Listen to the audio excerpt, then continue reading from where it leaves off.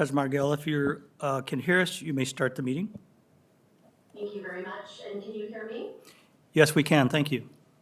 Wonderful. Thank you so much.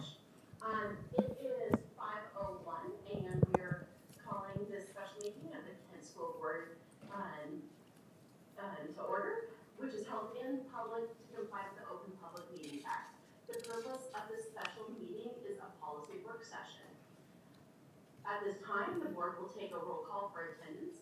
I will call each board member's name, and if present, they will say present. Director Gregory. Present. Director Song. Present. Director Clark is absent. Vice President Cook.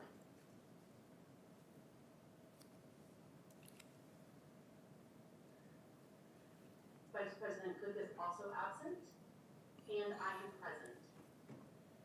We will start our policy work session today. I'll call upon Superintendent Bella. Thank you, President Margell, members of the board. Welcome to, I believe this is our first one for this year, policy work session. I want to start by thanking our board and our team for the hard work that we did last year. I know when we ended the year, we had accomplished quite a bit together as a board superintendent governance team, and so I look forward to that this year as well. So I want to start that way. And without further ado, I wanted to go ahead and call upon Pam Hawley, our policy coordinator, to begin our evening. Thank you. Good evening, President Margell, members of the board, Superintendent Bella, and Ms. Curry. We can't hear you.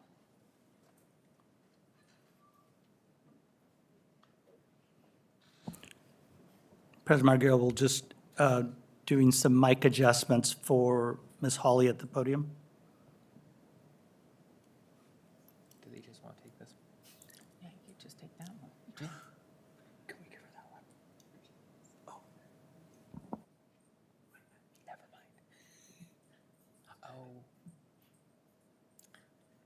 This is why I don't work in tech.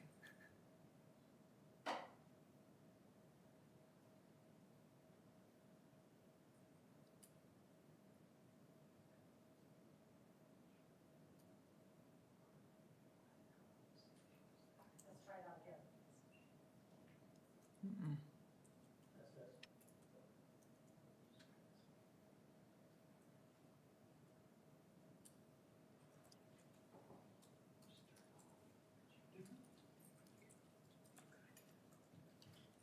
I'm sorry. I'm trying to make sure I understand what's going on. I can hear Ms. Hawley. Is the room not able to hear her?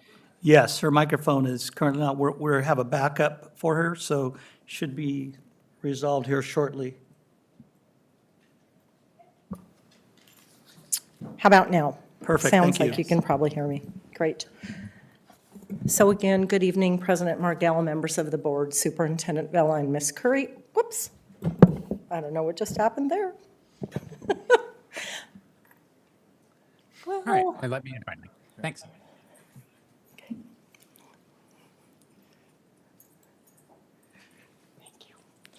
Okay, so with that great start, here we go. Our first policy work session of the school year.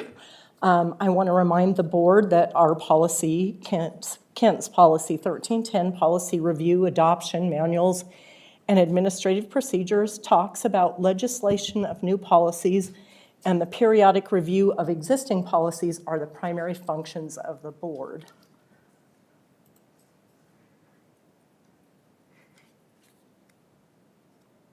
I see that Vice President Cook has joined now. Oh, were you not able to hear me? Yes, we can hear you, Vice President Cook. President Margell, Okay, yeah. Vice President Cook is present.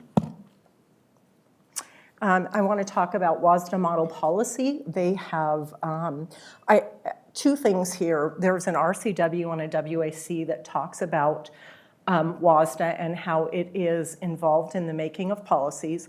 I think what a lot of people don't understand is that WASDA is an entity that was created by the legislature. It is comprised of all 1,477 school districts in our state, and they're required to be members of WASDA. They pay a fee each year, and that is based on certificated employment. So then I want to talk about an update to how WASDA does their policy classifications. They've changed. Essential is now critical, important was encouraged, and discretionary has not changed.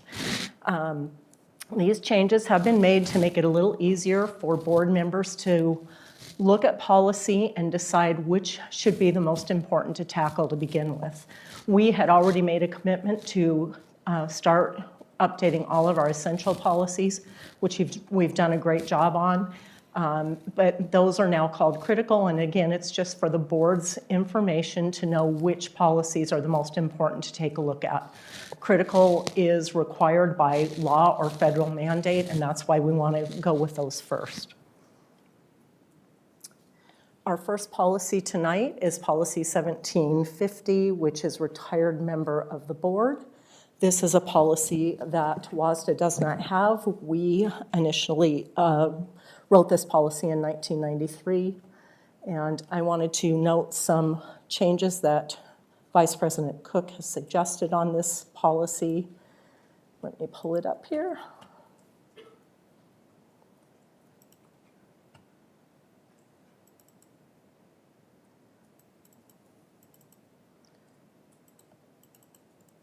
Vice President Cook noted that instead of calling it retired member of the board, it should be former member of the board. I would just like the board to take a look at that and see if they agree with that change before we move this policy on, if the board would like to move it on. So the reason I made that adjustment on this particular one is because I think it's difficult to determine who is a retired quote unquote board member.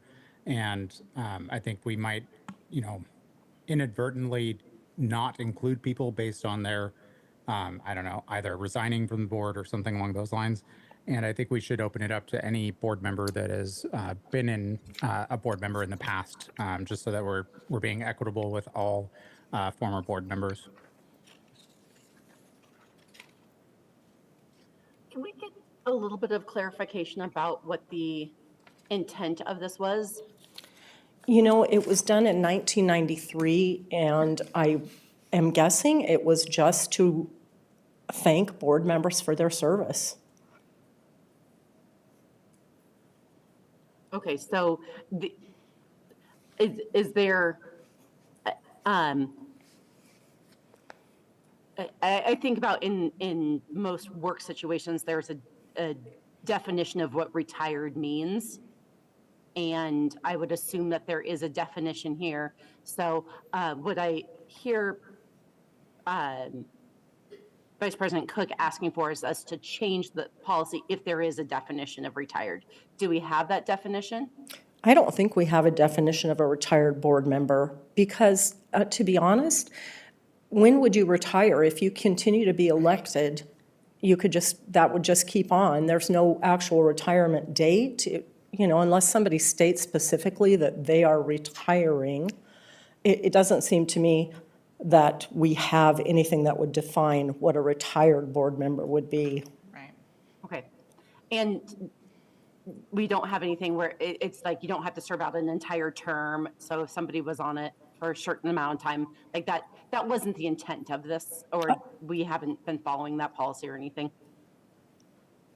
I don't think that's the intent. I looked at actually the old one from 1993. There's no notes in there. It's, actually a typed up document. There are no notes in there about it. Okay. Sorry. Then I have, just with those clarification questions, I have no issue with taking the suggestion. Anybody else in the room?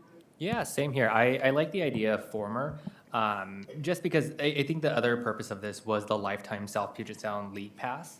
And it'd be nice to have former board members who still want to stay involved with our communities to have access to that.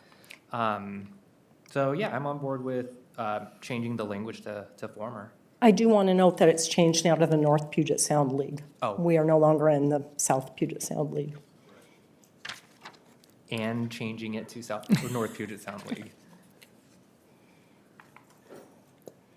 Good to move this forward, everyone? Yes, I'm good Mr. to move Gregory, it you're forward. good? Great, thank you. All good, President Margill? Yep, we're good to move forward. Thank you.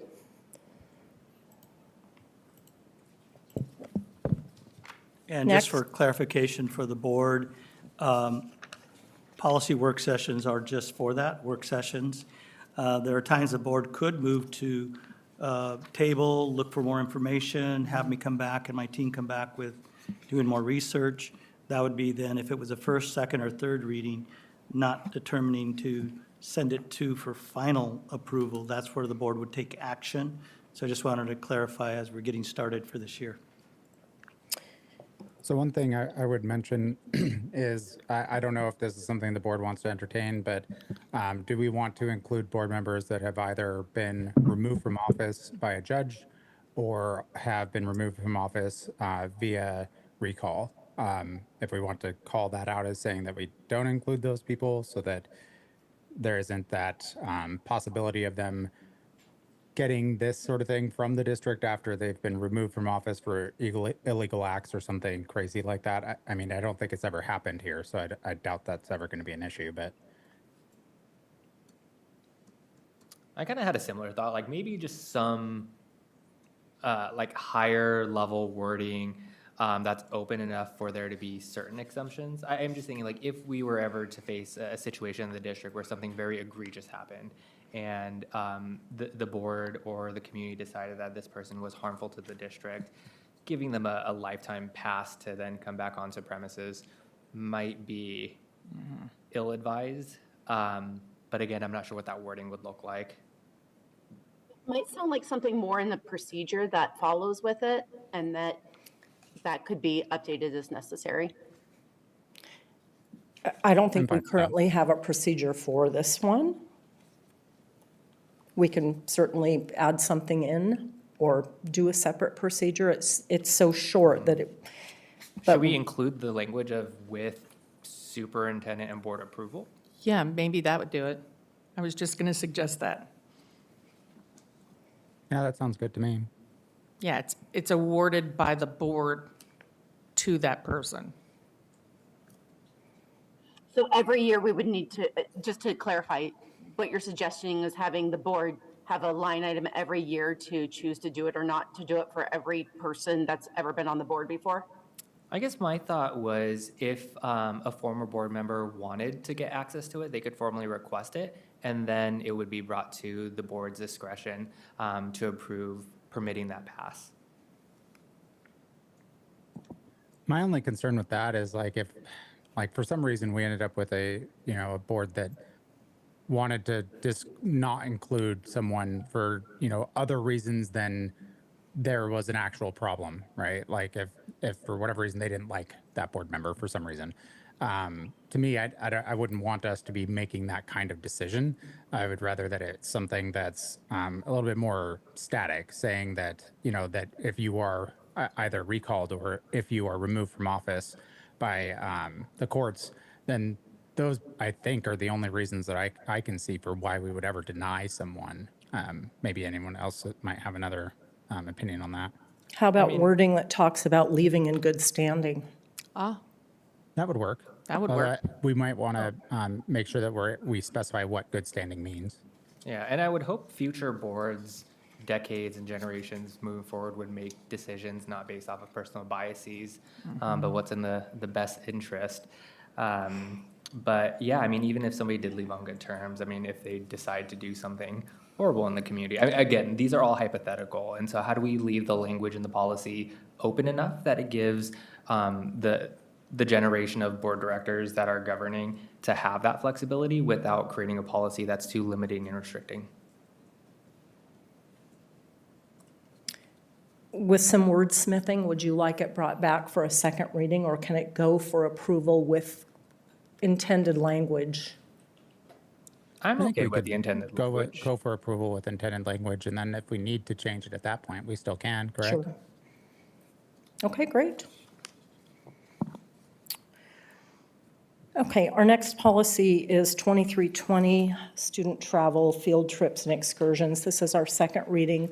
In June, we talked to the board about some operational items that we thought maybe would be helpful to get some of these field trips approved. The focus is on updating the approval section for out-of-state and overnight field trips. Right now, other districts that are following the way that we are proposing are Federal Way, Highline, Seattle. WASDA has not updated this policy since 2011. I think a lot of other districts have not looked at it recently, and maybe that's why other districts have not at this point updated, although I don't know that for sure. Anyway, the procedure that we had in place was updated in December of 2017. That's where we started talking about having no international field trips. So our policy now is only in the United States for field trips. Any questions? I have a So on this clarification. one, I also had made some comments on this as well, some I'm adjustments. going to pull those up right now, Director Cook. Oh, okay. Thanks.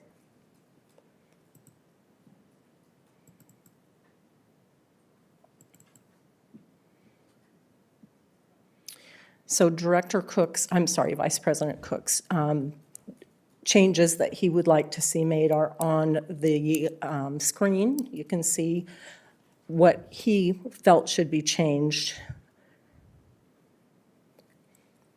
So what I changed was basically to come in line with what WASDA had.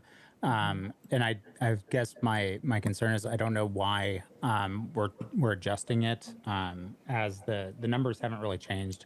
I had asked I had mentioned something about the amount of times we would have to prove this, that sort of thing. And as far as I could tell from both the 5 years previous that I was provided by Pam, as well as the 5 years before that as well, they're pretty much static. They seem to be right around the same number each year. I think it was around 30 or so. And I don't know, is this such a burden that we're having trouble meeting it? Yeah, no, thank you, Vice President Cook. Yeah, and for the rest of the board's knowledge, we did share the number of field trips that were, I believe, out of state. And the average was around 25 to 27, right around in there over the last pre-COVID and then since COVID.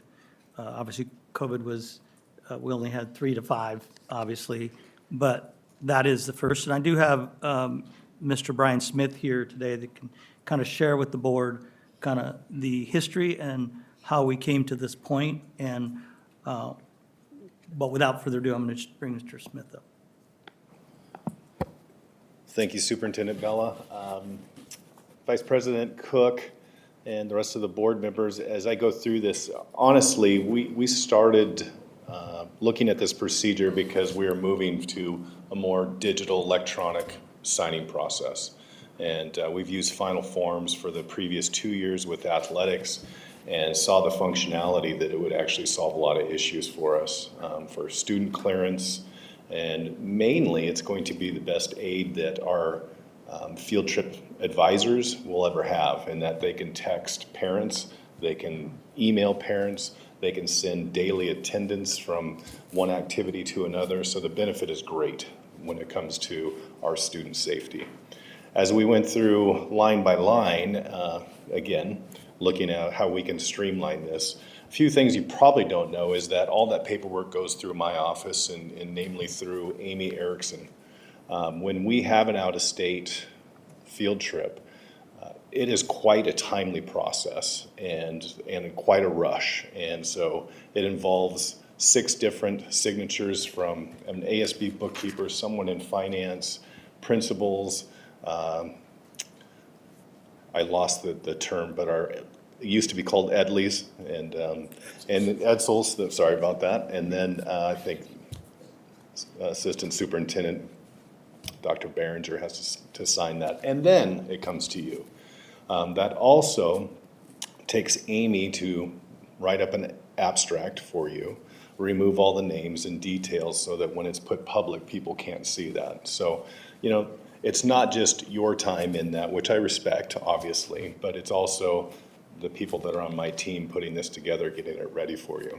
And as bureaucracy goes, I think we have 6 people that are able to look at this information, make sure that it's fair and equitable, that we're funding it, and that kids have every opportunity to be there, and we're doing it right.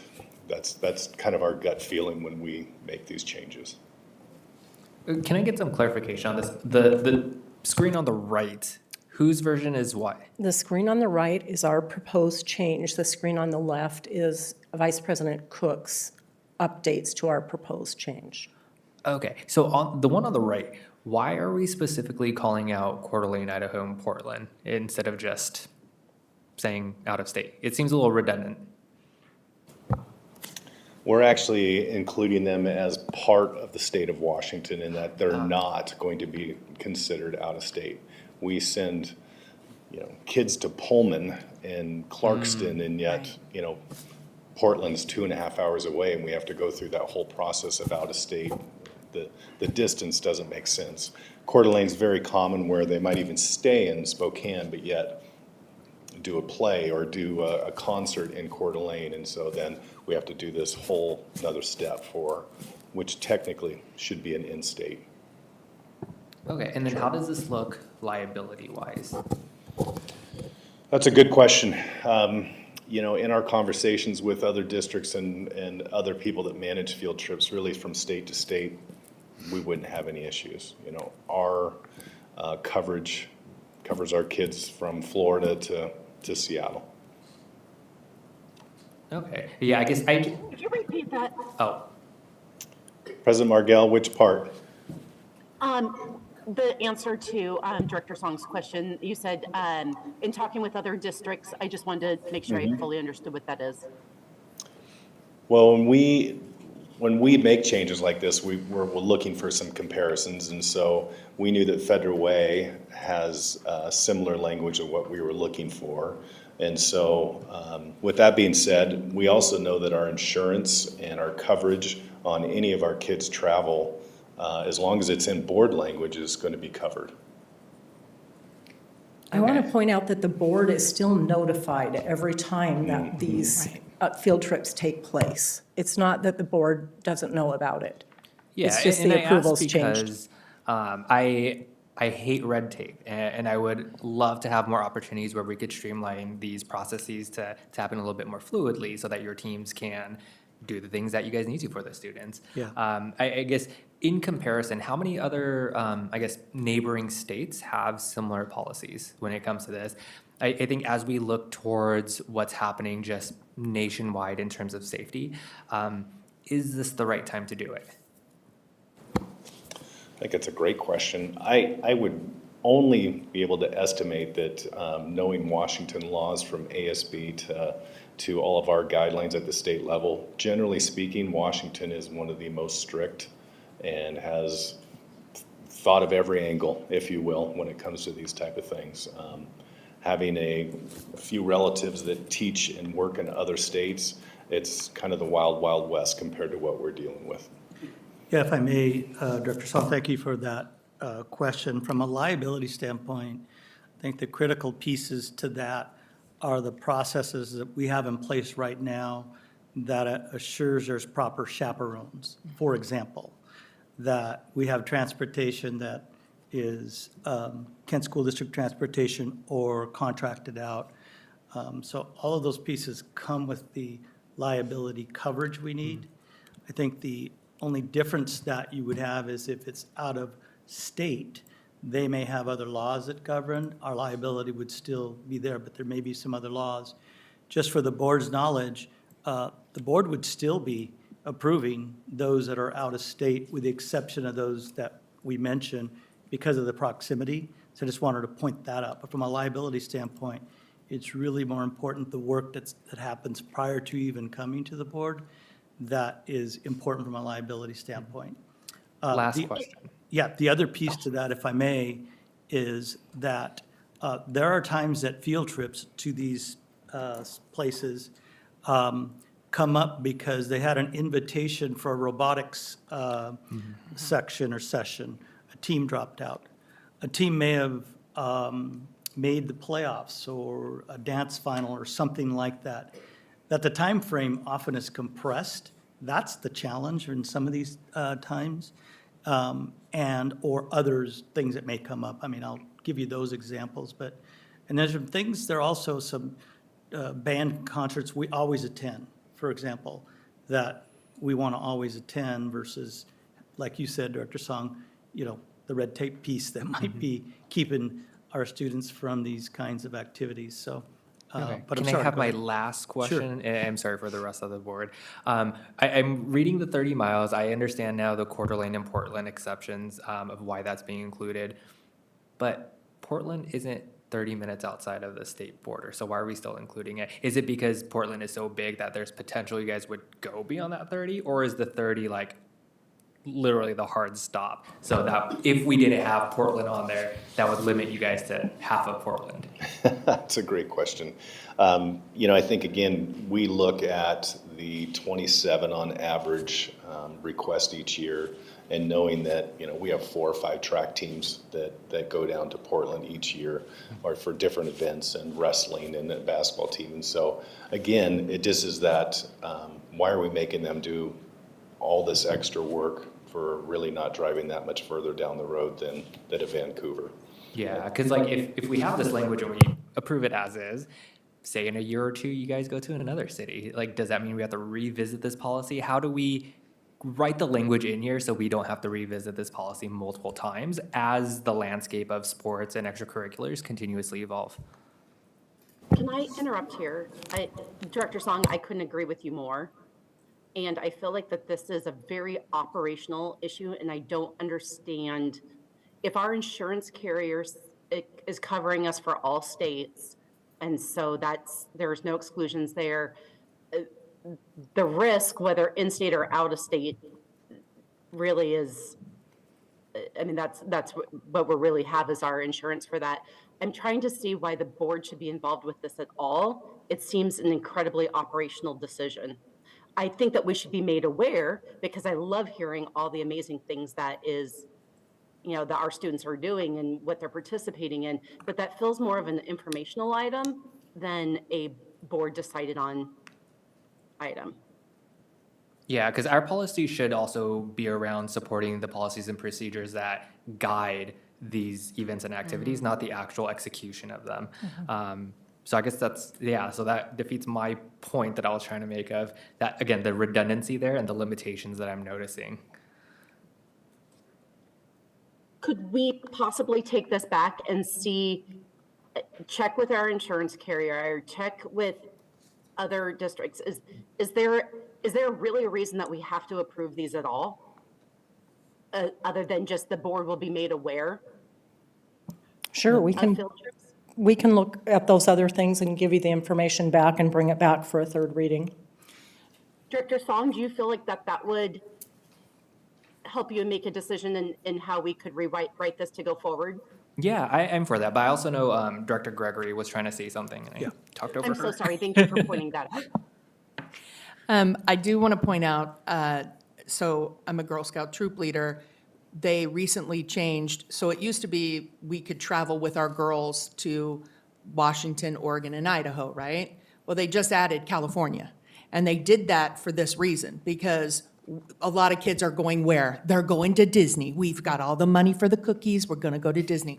So it used to be a lot of red tape to go to California. They've now included California for our area because of that. We still have to get it approved. We still have to go and pitch a case. They can still tell us that we can't go. So it's not like a open checkbook for yes. So that was my kind of point of why are we should be informed on that. That's I think maybe we can rejigger it. I do have a question on the last statement. It says, no staff member may solicit students during school hours or on school property for privately arranged field trips or excursions. And I just want to clarify, this is like, oh, I want to go to Europe for whatever reason, for archaeology, and my history kids want to go. I can't, as a member of the KSD, I can't go to school and say, hey, I'm going to go. If you want to go, you can fundraise and go to this thing. Is that what we mean by that statement? So Director Gregory, that's a really good point. In this district, that was brought up with, I think, field trips that were being taken that were not sanctioned by KSD. And if Mr. Smith, you might be able to add some more light to that.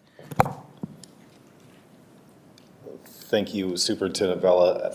First off, we added the non-conflict in there as well, and that's board language. It's been overlooked in our field trips. But I think it also covers that in that we do have people that have their own companies that are travel companies that work in our school districts. And so it would only benefit them to try to get more kids involved with it, not just to pay for their own trip, but to actually profit from these trips. And that's what we're trying to avoid.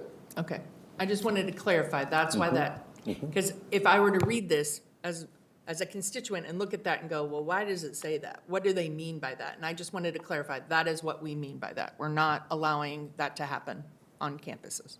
Thank you. Thanks for that question and clarification. Ms. Hawley, would you please summarize what the board as a whole has decided in terms of my Sure. team coming back and Sure. providing some additional Ooh, I information? guess, sorry, Director Gregory just sparked a thought. So with that, does that impact or impede on freedom of speech at all? Like, say, the small neighborhood, students also attend the same church that a teacher attends, and they're trying to go through an excursion that way. How would we moderate or even enforce those activities? And is this language putting us in a corner? Because I get what you guys are saying, I'm in full agreement. It's just, are there limitations to the way that it's currently written? Give me a second, board member Song. I'm thinking about different examples that I've had in the past few years. Number one, I don't think the community organization would ever go through the approval process, that the school would be a part of that approval. Could we stop a teacher to have meetings with kids from their community neighborhood church? Probably not. But would it be school sanctioned? I don't think it would ever reach that point. I guess maybe that's where I'm confused too, because I agree, like, if it's school sanctioned, then the district or the leader should be the one arranging that. But when I read this, I guess I took what Director Gregory was saying of same thing of like, say I do own my own business and I'm doing this trip and I want to take students with me, that would not be allowed. That to me sounds very similar to what I just mentioned of like, what if we go to the same church? What if I'm part of her Girl Scouts and she's also a teacher at a school?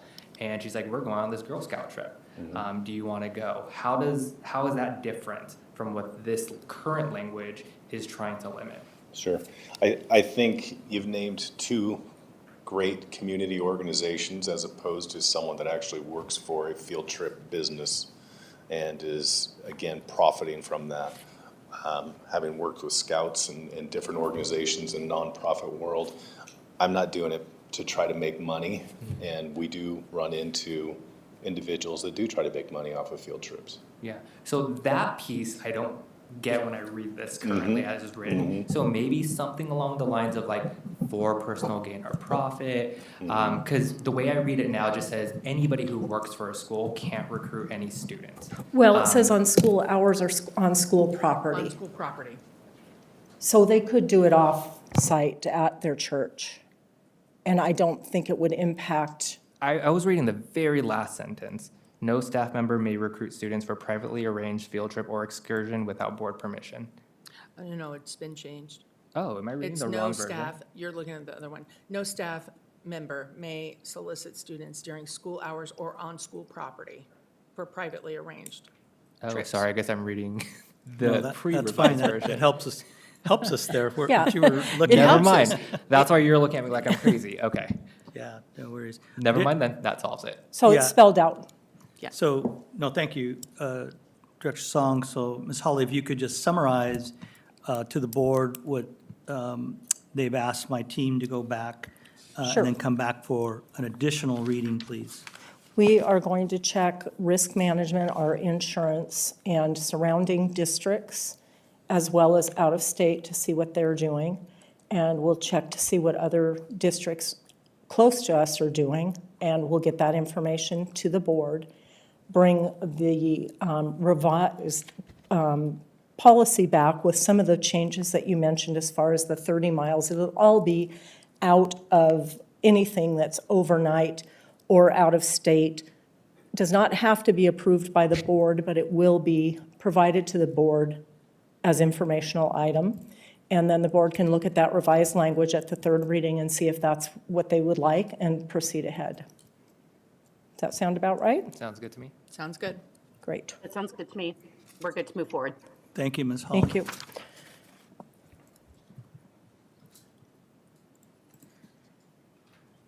Okay.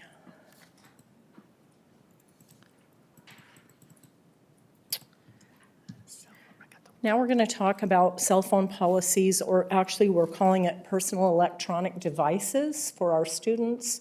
Right now, at the beginning of this school year, our comprehensive high schools and Kent Laboratory Academy implemented a cell phone policy.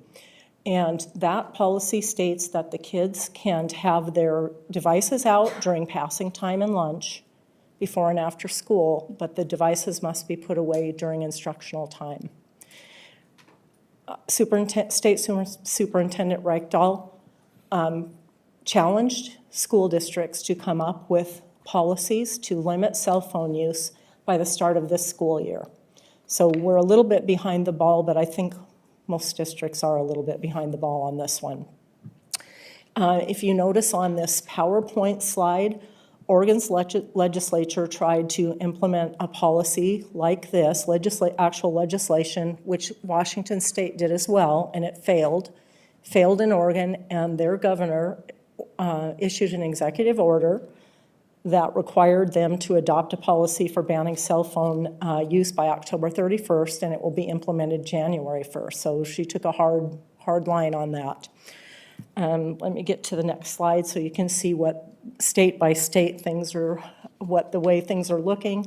You can see that there's statewide legislation that's been introduced in the dark blue, in the light blue, policy recommendation or pilot programs, and then statewide bans are in 11 states for students to have cell phones.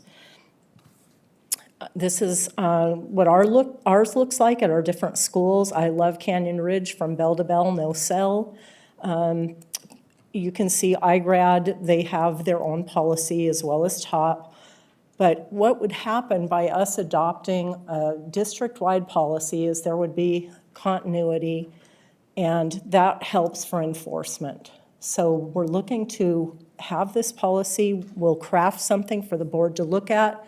I provided several examples from districts around us so that you could give input on what you think should be included in that. Right now, basically, the overview is elementary, no cell phones out at all. Middle school, we have a little bit of division. Some are no cell phones out at all, some are during passing time or lunch. And then, of course, I told you about the high school. So that's just some information to give you to start looking at this. The one thing that is important to consider is that classroom management will be affected by whatever policy and procedure we come up with. And it's important for the teachers to all be on the same page, not have one teacher say it's okay to have cell phones out and another one not. The next thing we want to talk about is our social media policy. And let me pull up some of those examples. Can I ask a question about the cell phone one? Sure. Will we also be presented any kind of existing data that's being collected from each one of the schools that are implementing their policies? We can sure ask for it, sure. Okay. Yeah, no, I think that's one of the things we wanted to make sure the board recalled is the work session we had. Yeah. Where we heard from staff, students, administrators. It was really a well-received, I think, work session from our board around cell phones, because we got to hear the voices, and I think that was important for us. And I think that's a great suggestion by the board and Dr. Song, is that because we have some consistency now at the high school level, for example, that, and the teams work so well together, what we could do is have them gather some of that data and then have a representative group, right? That, because I know they've had folks working on those in those schools, perhaps come back, at like a quarterly type reporting and see how things are going as the board continues to have a discussion around policy, knowing what our end result and outcome needs to be, I think that certainly would be helpful, but certainly would love to hear from more from the rest of our board. Yeah, because I want to make sure that we're going to be making data-informed decisions, especially when we're writing this policy. And then we also know that if we purely just base it off of anecdotal data, that there's a lot of bias and emotions that can also impact the way that the results are being reflected. And so if there's a way that we can somehow quantify that, so that we can have as many perspectives, I think that's something that'd be really helpful for me, at least, when reviewing the language that's going to be proposed. Great. Yeah, finally, Again, I'm agreeing with Director Song on this one and would like to hear that. One of the data points I would like to specifically call out, well, a couple of them, the differences between the middle schools and having from bell to bell or having lunch and passing periods.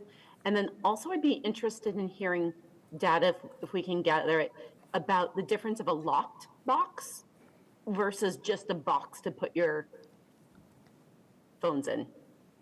I love that. Yeah, because there's a couple schools that Dr. Behringer and I visited together where they also had those sleeves on the doors. And so maybe combining the locked versus unlocked options. Yeah, I no, agree. Thank yeah, you.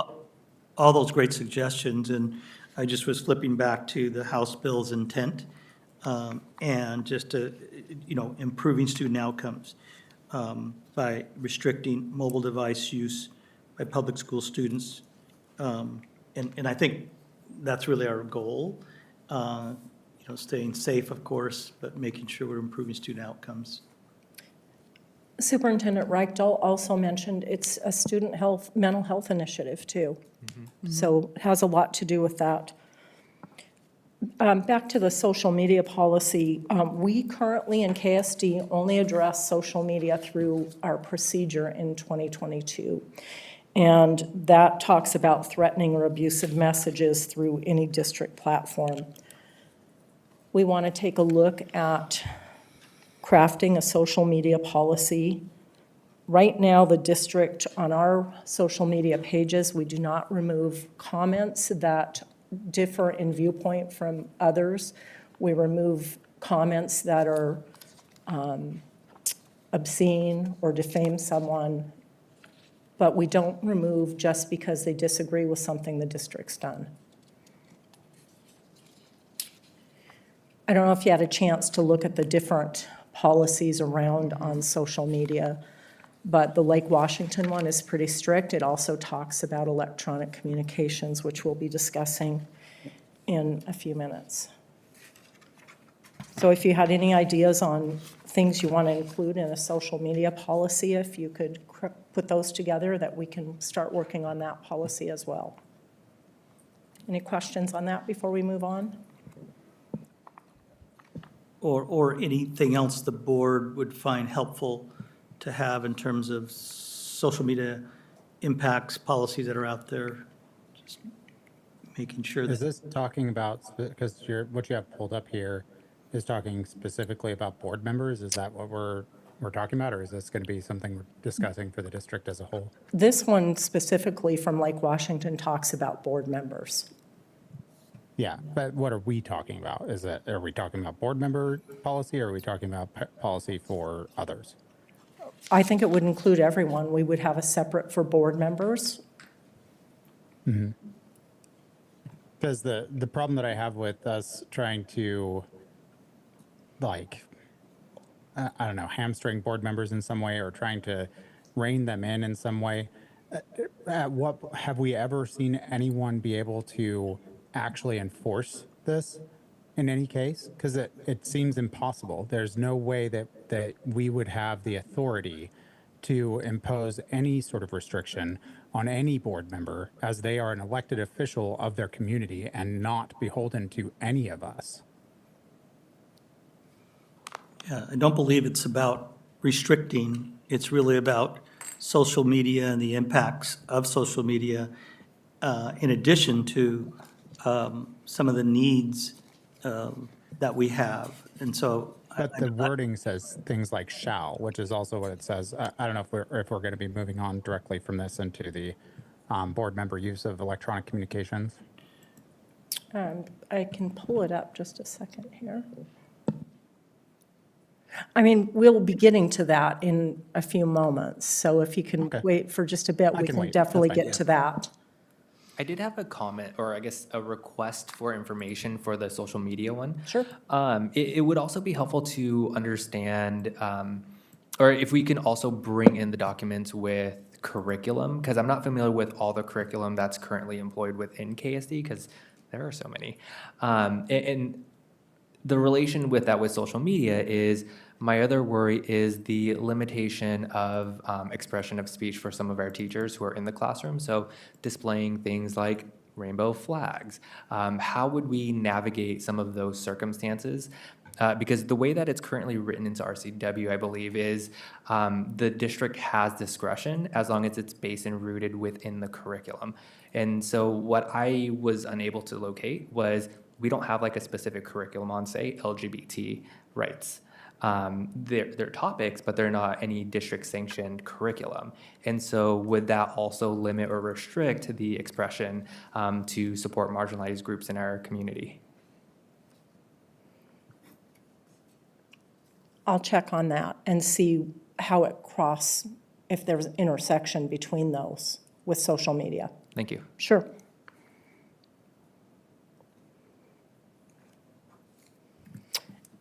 This is Auburn's, just for another glance of what their district does for social media, and it talks about staff and students. Okay, we'll move on now. I'll bring that information back that the board's requested. Can you also get information on how many districts have a policy and how many districts do not? On across social Washington media? State? Yeah, Sure, thank you. sure. I think that this is important for us to look at because the risk that it puts, and to the question earlier about the difference between a teacher and an elected official is the attachment of OPMA. And while nobody can go in and stop somebody from actually doing the act, there are repercussions for the district for discussion of OPMA covered items within social media. Just like any other type of conversation. And so I think it would make sense that there would be two different policies, one for board members and then one for staff. Can we get legal clarification on that? I don't know if we have legal here. We do happen to have legal with us, and I think, thank you, Vice President Cook. Good. I failed to introduce to our board our legal counsel from Pacifica, Mr. San Xiaofei. He is with us today in place of Mr. Leonard, who is on vacation. So, Sam, if you want to weigh in on the social media, and Vice President Cook, if you could repeat what you would like. I didn't quite get that question. Yeah, I just, President Markell had mentioned that there were district ramifications for board member actions regarding social media and such, as far as OPMA is concerned. My understanding is that OPMA is not something that the district is necessarily on the hook for. It's a lawsuit that's brought against the board specifically, and the board can choose whether or not to defend itself in those actions. Am I understanding that correctly? So let's, Sam, if you could just first address the difference between the board and social media and impact, and then teachers, I believe that was the original. But Sam, if you would, please. Yeah, hi, everybody. Thanks for having me here tonight. I'll try to address these questions, but I think as the policies are further developed and considered, if there's a specific inquiry that we need to do, we might take some additional time to research that and make sure that we're providing the correct legal advice. Addressing teachers versus board, just as an initial framework, it is common that we have two different policies addressing different staff, and that is delineated in the structure of the board policies, with typically board policies that address board members being in the 1,000 series, and then staff policies that address staff members being in the 5,000 series. And I think there's a number of different reasons for that, but one is to delineate that there are different roles played in the district. With regard to whether I'm not sure I exactly tracked the question, but whether OPMA liability touches the district versus the board members in their individual capacity, my understanding is that it can do both, right? Individual board members may face individual liability for knowing violations of the OPMA, but if the OPMA is violated, that certainly can have repercussions for the district in a lot of different ways. The most obvious of which is actions inconsistent with the OPMA are null and void and would have to be readdressed at an open public meeting properly. So I think that we do want, as a board or as a district, to be concerned with how board member action may affect the district's interests as well. Thank you, Sam. Thank you, So Sam. as far as that goes, the question that I have on that is, given that fact, so like obviously if a board member were to do something in their capacity as a board member, talking on social media, says something that somehow causes an issue with OPMA, which the only way that I would understand that could happen is if for some reason 3 board members were to be discussing something amongst each other and it was going back and forth, that sort of thing. So if that were to happen, it's still up to the board whether or not the board wants to defend against that. So if a board member makes that, causes that to happen, and they say, okay, well, yeah, that did happen. Obviously, you can see it.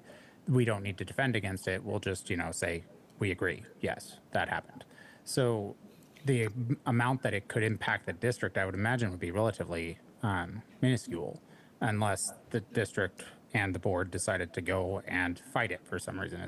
Am I understanding that right? So Sam, you heard that. Do you want to? I want to give a caveat that I think it's difficult to address hypotheticals Yes. where we have a lot of unknowns. So I'm not sure that I'm in a position to opine on how much liability the district would face for a hypothetical violation of the OPMA. But certainly if there's an OPMA violation, the district faces potential liability. I have a question for Ms. Hawley. Yes. Would this policy for the social media and for 1760, would we combine those together, or would there be a separate policy for social media for school and board and then a separate policy for 1760? We do 2 separate policies. Two separate. Okay. Yeah. And Director Song, one of the pieces that I wanted to point out, an employee, all employees have responsibilities as it relates to social media. And I'll use the example of if I'm a staff member that has their own website, I'm also a teacher, I have to be very careful of what I post. Permissions, all those kinds of things weigh heavily on the liability for social media. That's why we would have separate for staff where Oh, yeah, that part I agree. Yeah. It was because we would have a separate policy for board for social media, it seemed like it also overlapped with policy 1760 for board member use of electronic communication. Yeah, no, I think, So- and we're going to get to that next, but I think just to delineate those Yeah. two pieces, I think that's what Sam was trying to do, is that there are definitely differences, and it's difficult to hypothetically say if this were to happen. But as far as what the board's doing right now is looking at, we're going to come back with some social media data for you. We can certainly do more as we move along in the readings. And now we're going to be entered into the electronic use and pieces as far as elected officials, in this case, boards. So I think that's next. And then That's a that would good be segue. another policy. Yes. Okay, I'll Correct. wait for that part then. Yep. Actually, we've got 5 minutes left. We'll Oh. start, we have policy 1620, the board superintendent relationship next, before we go to electronic communications. I just want to give a recap of what happened with this policy. This is to the 4th reading. We had 2 readings before it went to a vote, and then the vote was a 2-2, so it did not pass. What is the difference in this policy is we right now currently have the superintendent's duties, which was revised last in 2001. And WASDA has the board superintendent relationship. We were going to combine the two and have both in one policy. Director Cook suggested that we not use the Kent School District version and use only the WASDA version. So that's what you're seeing as soon as I pull it up. That's what you'll be seeing, and that's what we are proposing to move forward with. And if I may, Vice President Cook brought up, just for the board's knowledge, redundancy in what was being said in the policy that we currently had in place and WASDA's. And so we took that suggestion and just made it the WASDA policy for the board to consider. Also, Vice President Cook did note some changes he would like to see in this. If you can see it on the screen now, Vice President Cook's changes are in blue. And I'll pull the version that we are suggesting up. And President Margell, I'll leave it to you on, we have about 3 minutes before we adjourn on how you would like to proceed. But I just wanted to point that out. We have about 3 minutes for the exec session. Yes, I feel like this conversation is going to extend past the 3 minutes that we have. I also feel like that this would be a good time to pause and let all of the board members look at the proposed changes. And so we can thoughtfully consider those as we move forward in the option. Because I also would like to take a moment, because there is some homework that we need to have for the October 22nd work session. And so I wanted a moment to be able to talk about that. Is there anybody that needed to say something in 30 seconds? So then I just have time to get that out. I'm good. I'm Yeah. good as well. And to be clear, we'll So bring we're this pushing to back. have this discussed in our next work session on policy, is that right? Yes, Our next policy work session. correct. Okay. And that is October 8th. Along with Perfect. electronic communication, which we did not get to yet tonight. Yeah. And then will we also be able to have the field trip one? Do you think we'll have time Sure. to- Oh, yeah, they'll for have sure. time to Yes. get the Yep. information by then? Okay, thank you. Okay, so prior to adjourning, I'd like to assign a little bit of homework in preparation for our October 22nd work session as we speak about the land acknowledgement. What I'm asking each director to do is write their own brief land acknowledgement that we would be looking to discuss, to come up with one for our board to read at the beginning of our meetings as we do today. This will be a hands-on group exercise, so having that already pre-written by each board member will help immensely, that we can come together and be able to come up with that in that session. We will be sending out, Naomi will be facilitating that, sending out additional information and samples from other districts, so you can use those for reference, and those will come out within a week. Any questions about that specifically? No. No. Perfect. Okay, good. Well, it just clicked over to 6 p.m. And so we are adjourning this work session for an executive session for 30 minutes. The purpose of this executive session is to discuss the qualifications of applicants for public employment. We will see everybody again at 6:30. Thank you. Thank you, Board.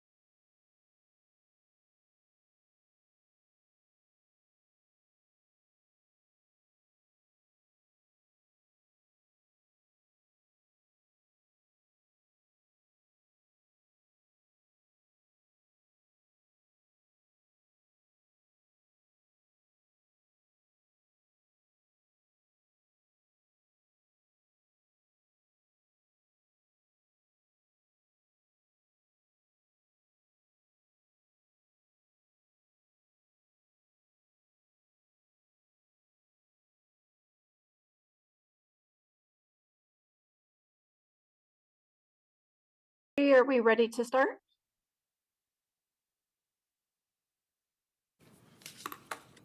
Wonderful. Good evening. It is now 6:30. Our executive session adjourned at 6:06 p.m. Board members in attendance for the executive session were. Are we ready to start? Couldn't you hear me? Yes, we can hear you. Okay. Good evening. It is now 6:30. Our executive session adjourned at. President Margell, we have an Board members in echo. attendance for the executive session were. Are we ready to start? It's echoing me. Can you hear me? Yes, we can hear you. Okay.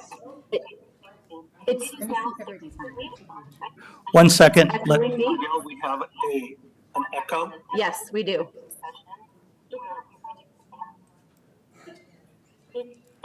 It's echoing me. Can you hear me?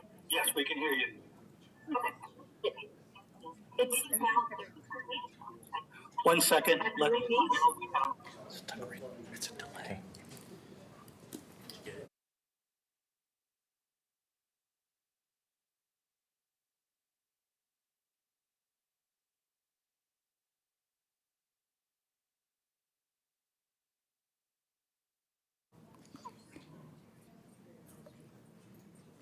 Tell them what we're doing.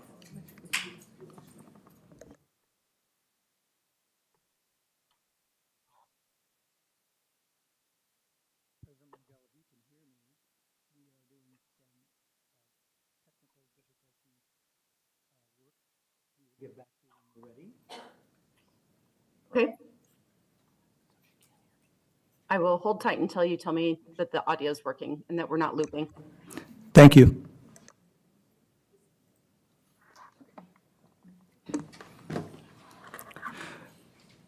President Margell, I got a thumbs up. I think you can proceed. Great, thank you. Good evening. Oh, Sorry? I still hear the loop. I still hear the loop. Double checking again. I got a thumbs up. I think you can proceed. Okay. Great, thank you. Good evening. Nope.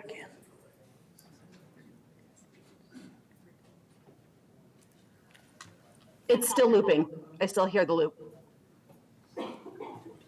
Double checking again. Thumbs up. I think you can proceed. Okay.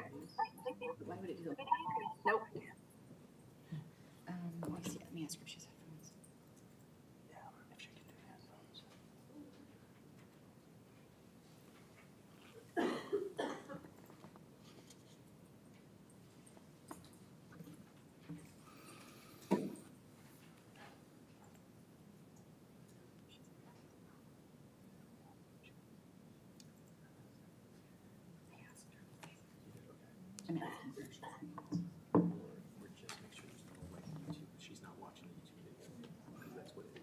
Oh.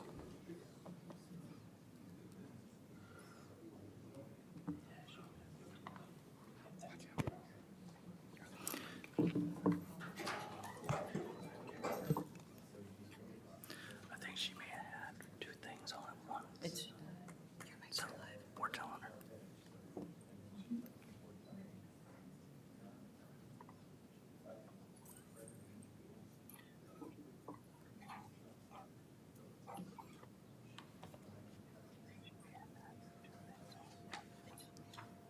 Is it rebooting? No, it's got on the phone. Keep it going. Do phone. Do phone. Yeah.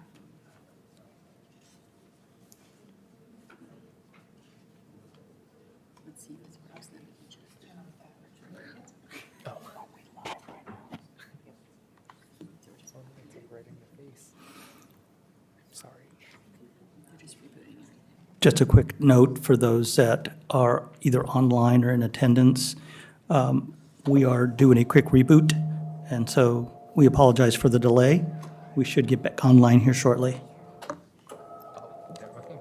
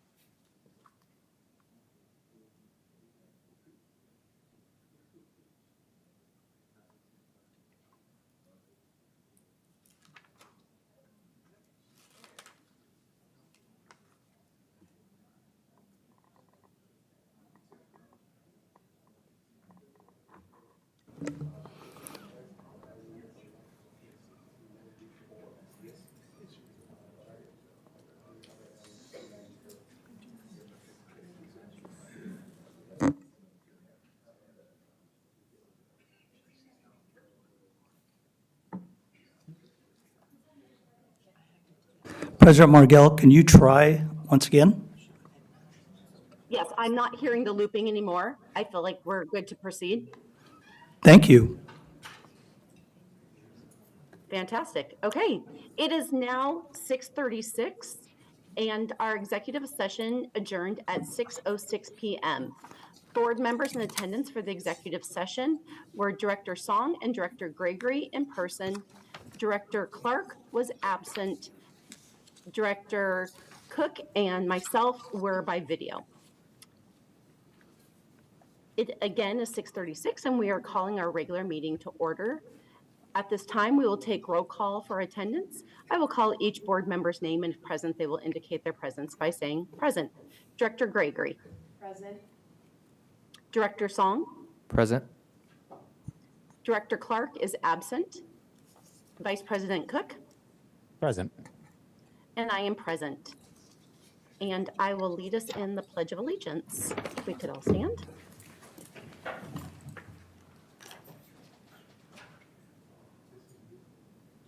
I pledge allegiance to the flag of the United States of America and to the republic for which it stands, one nation, under God, indivisible, with liberty and justice for all.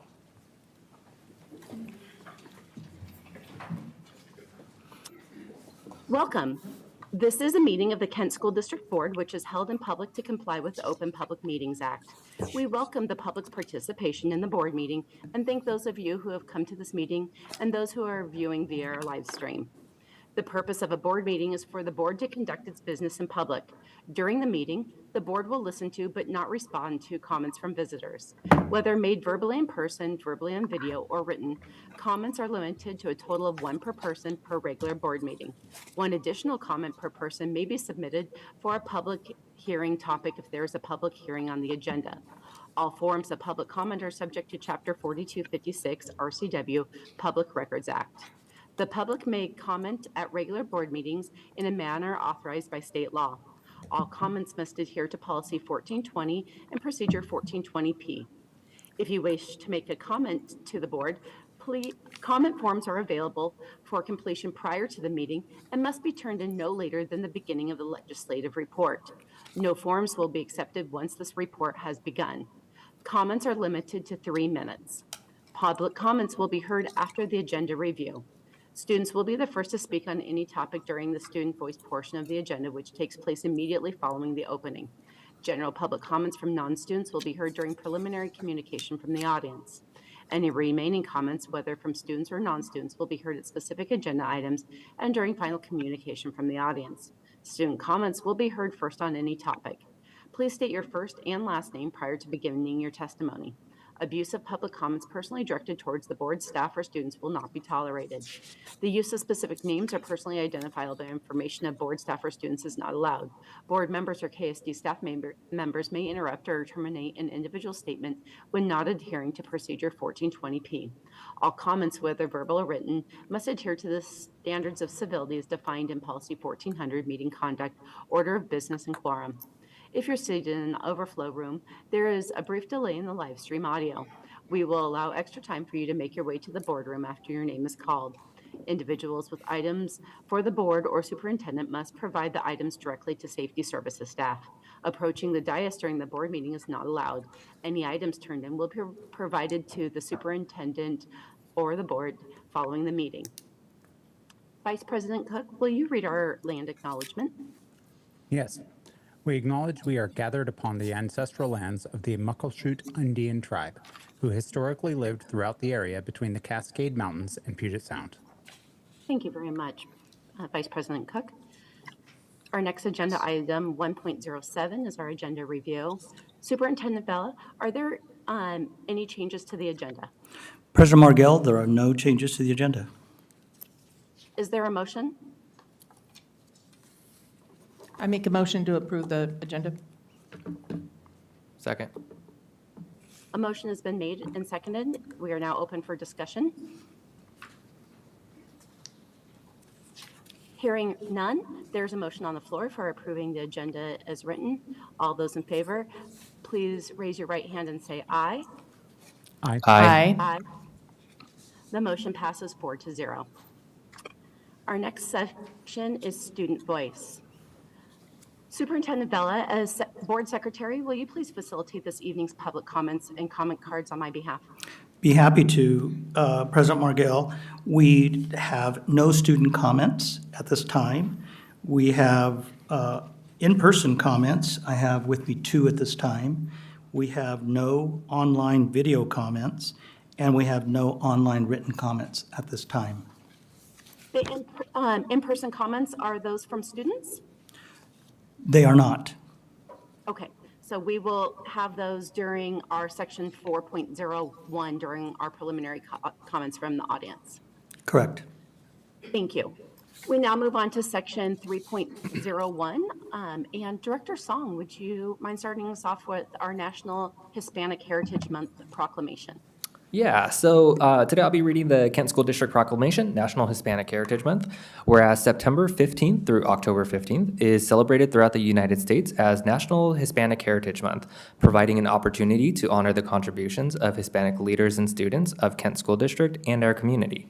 And whereas this year's theme is Collective Heritage, honoring the past, inspiring the future, recognizes the significant history, journeys, and achievements of Hispanic and Latin American communities, focusing on their ongoing contributions to shaping the future.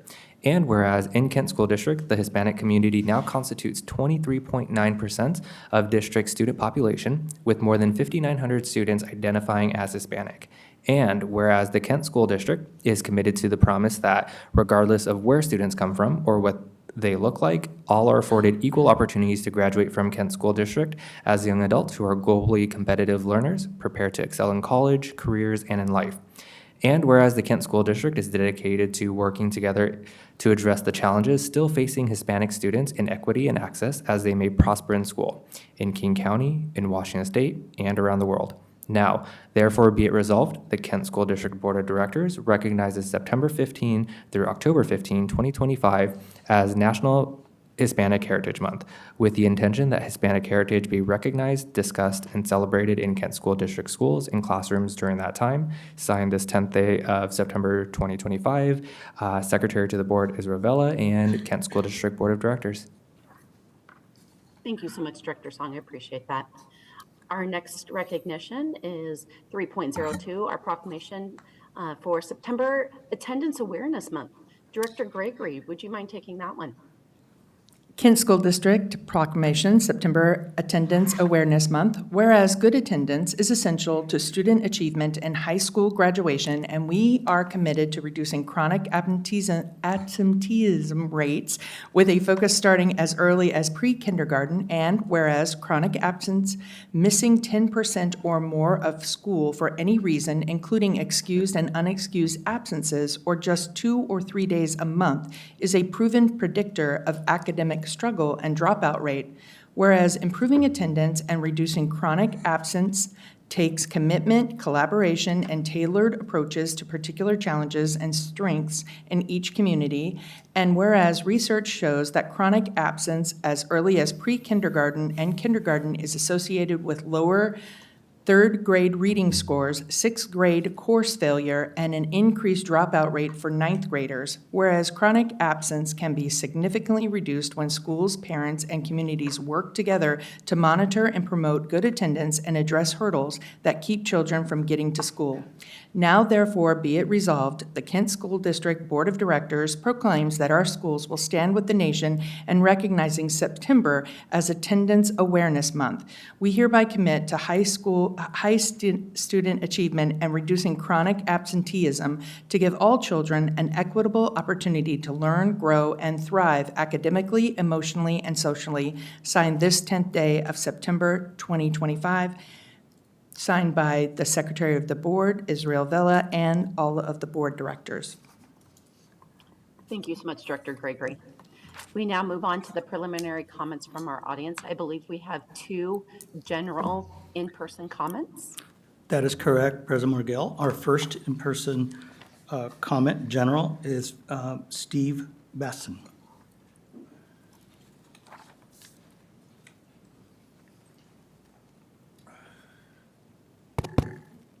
Put this on. All right.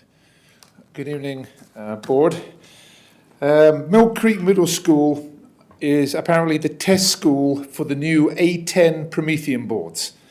The functionality and use of these brand new Promethean boards, which cost anywhere from like $4,500 to $5,900. That was a cursory glance on the internet tonight.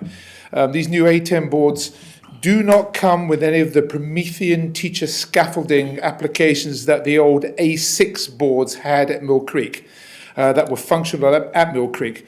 The old A6 boards were excellent. The new boards suck. You see, the new boards do not come with any of the applications whatsoever, and so all the great features that make a Promethean useful for a teacher are not installed. They are basically big TV screens with sound, and sometimes the sound does not work either, and no amount of configuring or rebooting or resetting works. To make the Promethean work as intended, you have to buy the application software, which apparently KSD has not done. Hence, thank you for buying a $5,900 TV, because that's all that board is. Some Prometheans can be linked to screen share with a laptop. The old A6 boards did that too. However, some of the Prometheans have not been configured to allow that, like my particular screen. So I cannot share with any other teachers or students that's displayed teaching slides or student works. So when sharing classes, the only option is to swap out the teacher or the student laptops one at a time by cable. That's kind of pathetic. Your tech department is trying to help as best as they can. All the teachers would like to thank the tech department for all the help they've managed to do. However, it appears that the Promethean tech that used to be employed at Kent School District is no longer employed. So here is the situation we have. There is no expert on the brand new Promethean boards to make the boards functional. And it doesn't appear that you want to spend the money to make the Promethean boards function as Promethean boards, to support teachers and obviously for tech issues when they arise, which with technology it will always happen. But hey, you know, I'm going to guess that KSD are happy about that. The teachers at Mill Creek therefore demand that you return our old 7-year-old boards, as the new ones do completely suck, and we are hamstrung as teachers to educate our students using defective, useless hardware. Some of the wiring that was also supplied is of insufficient length, and due to the placement of the Promethean, is that 3 minutes? Oh, will not work anyway. We believe that we're at time. All right. Thank you, Steve. Okay, thank you very much. Thank you. And our next speaker? Yep, our next in-person general comment, Christy Padilla.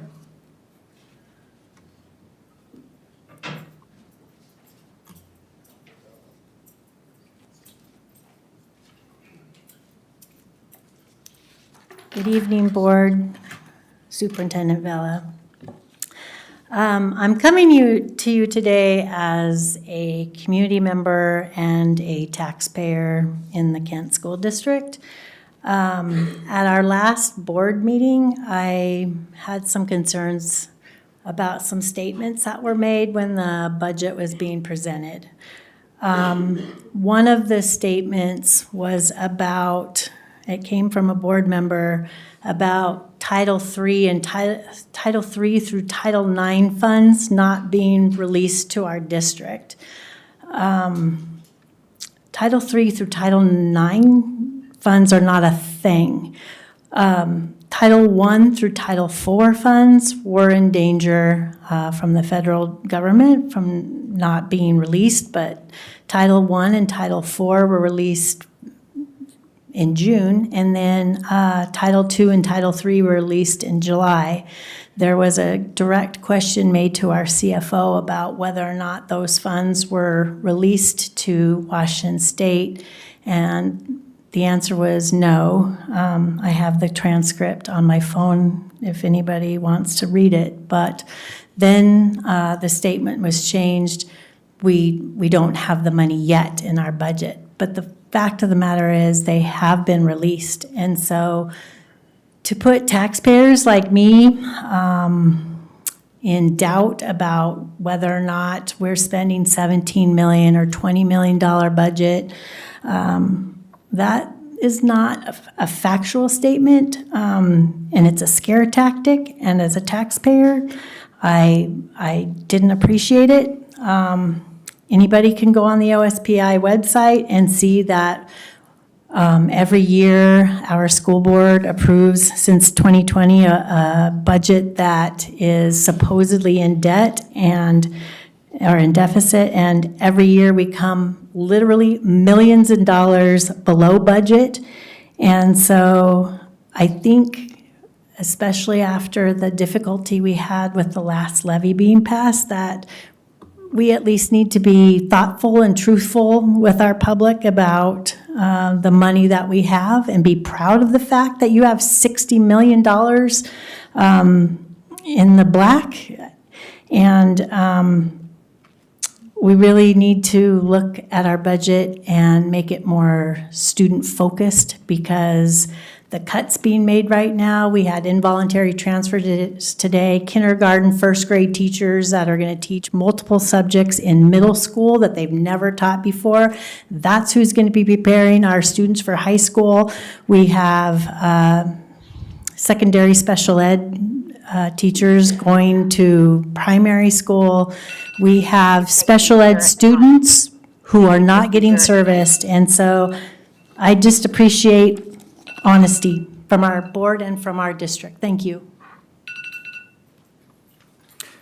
President Margell, we do have one more in-person general comment. Great. Thank you. Christopher Holmquist.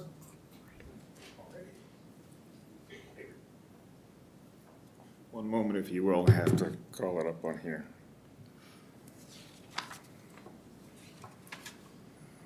Maybe.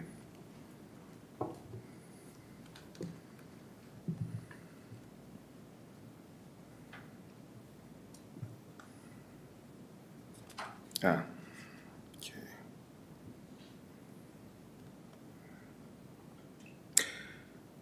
Okay, thank you for waiting.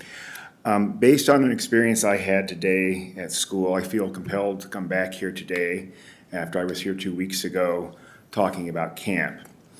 I wanted to share some further reflections on where we go and for how long KSD fifth graders will attend camp. This opinion is based on nearly 40 years of camp experience. In terms of where, I thought that the issue was decided 2 years ago when the school board asked schools to stop attending Waskowitz for the one-day extended program and move to an entire district program for 3 days at Camp Osprey.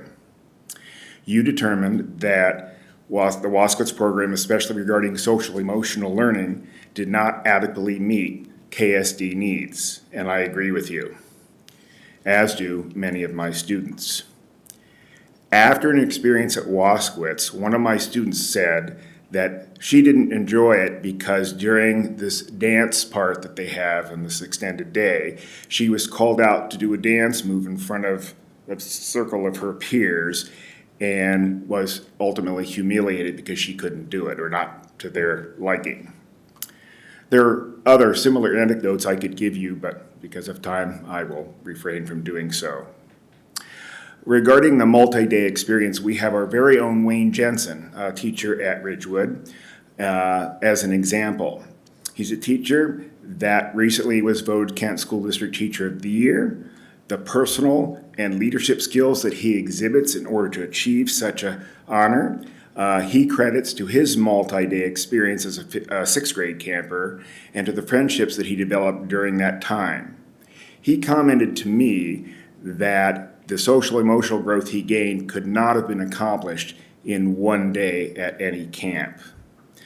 This 45-year-old-ish medallion, I'm not going to give away his age exactly, I honorably wear tonight with his reluctant permission. It's a symbol of that personal growth. A further example of a good multi-day program involves a student of mine who attended Osprey. This individual was a huge behavioral problem who couldn't go a week in my room without a major referral, because of exceptionally poor social behavior. The chaos he created in my room was colorfully described by one of you board members as an S show. And I was told that this would be resolved. It was not resolved by the board. However, after attending camp in late May that particular year, his behavior improved dramatically. And at the end of the year, with 20 minutes to go on the last day of school, we decided to square dance rather than go out for an extra little recess. He square danced Thank you, Chris. You're as a at 3 gentleman. minutes. And at the end, in the last minute of the We're at day, 3 minutes. thank you, he said to me, thank you for a Chris, we're great at 3 year. minutes. And I asked what was the best part. He said, Camp Osprey. Please reconsider your choice for camp and the length we stay there. Thank you. Thank you. We now move on to our next section, 5.01, our superintendent report. Superintendent Bella, your report, please. Thank you, President Margell. This evening, I want to provide our board with several updates, including the following.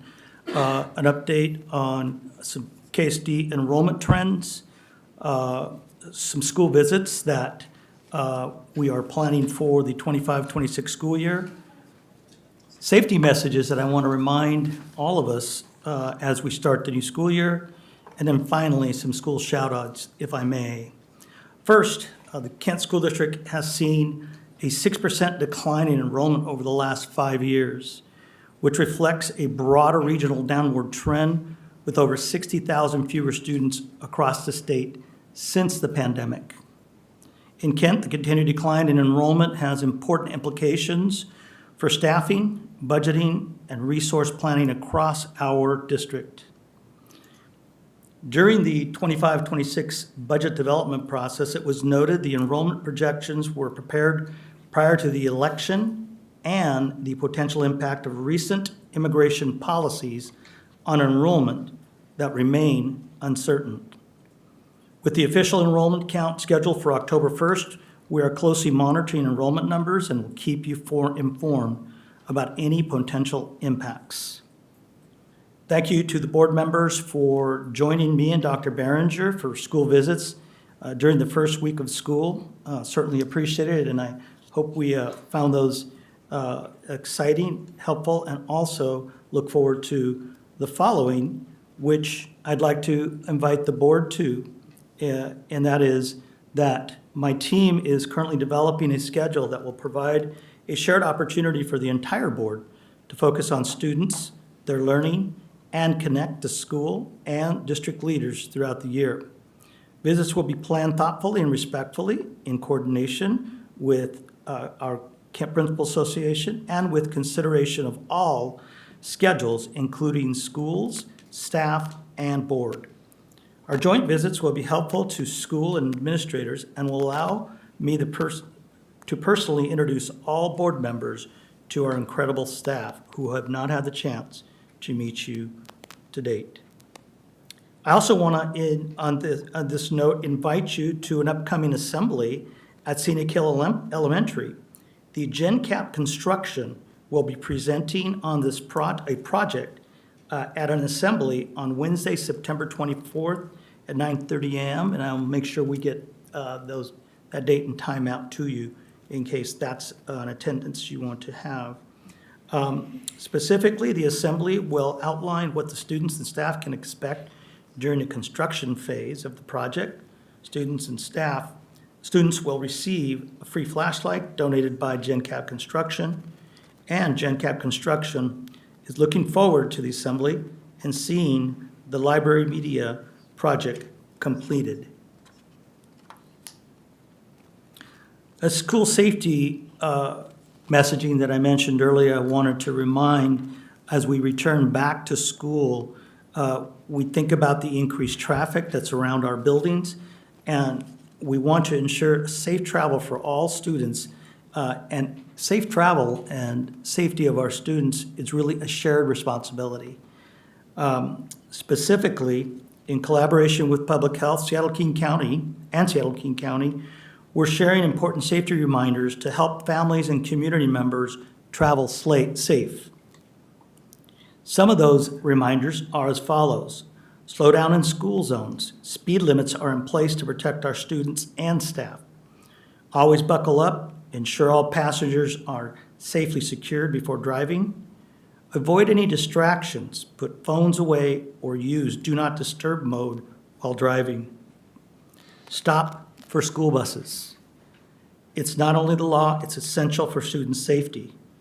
If you haven't been out lately, it's still happening today, so a reminder was necessary. We will continue to share these reminders through district communications and social media to reinforce safe travel habits throughout the school year. Thank you to our nutrition services team for all the work that they've done during that first week of school, but more importantly, this year, all students will continue to receive free breakfast and lunch for the school year.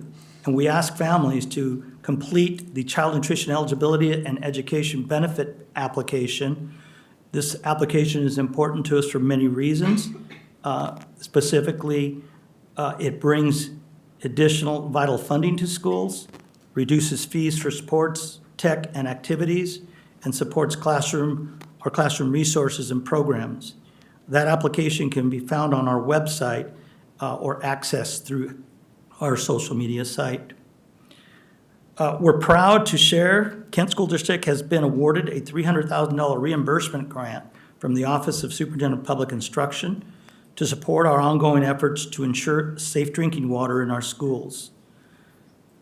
In an interview with King 5 News reporter Chris Ingalls, our Director of Facilities, Mr. Gordon Cook, discussed the importance of this grant and the district's commitment to student and staff safety. Fixtures that were identified needing remediation have either been secured or will be replaced or conditioned, and then will be restored or retested to ensure for safety. Thank you to OSPI for the grant and to our families and maintenance teams for their dedication to creating a safe learning environment for all students and staff in KSD. And now to some shout outs. First of all, a shout out to our 3 schools for receiving the Schools on the Rise Award. This recognition is from the Association of Washington School Principals. The award celebrates schools that have transformed their culture through authentic student leadership, inclusive community partnerships, and a deep belief in the potential of every student. Congratulations to Kent Laboratory Academy, Principal Nip and staff, Panther Lake Elementary School, Principal Pogson and staff, and finally, River Ridge Elementary staff, Principal Stollard and staff.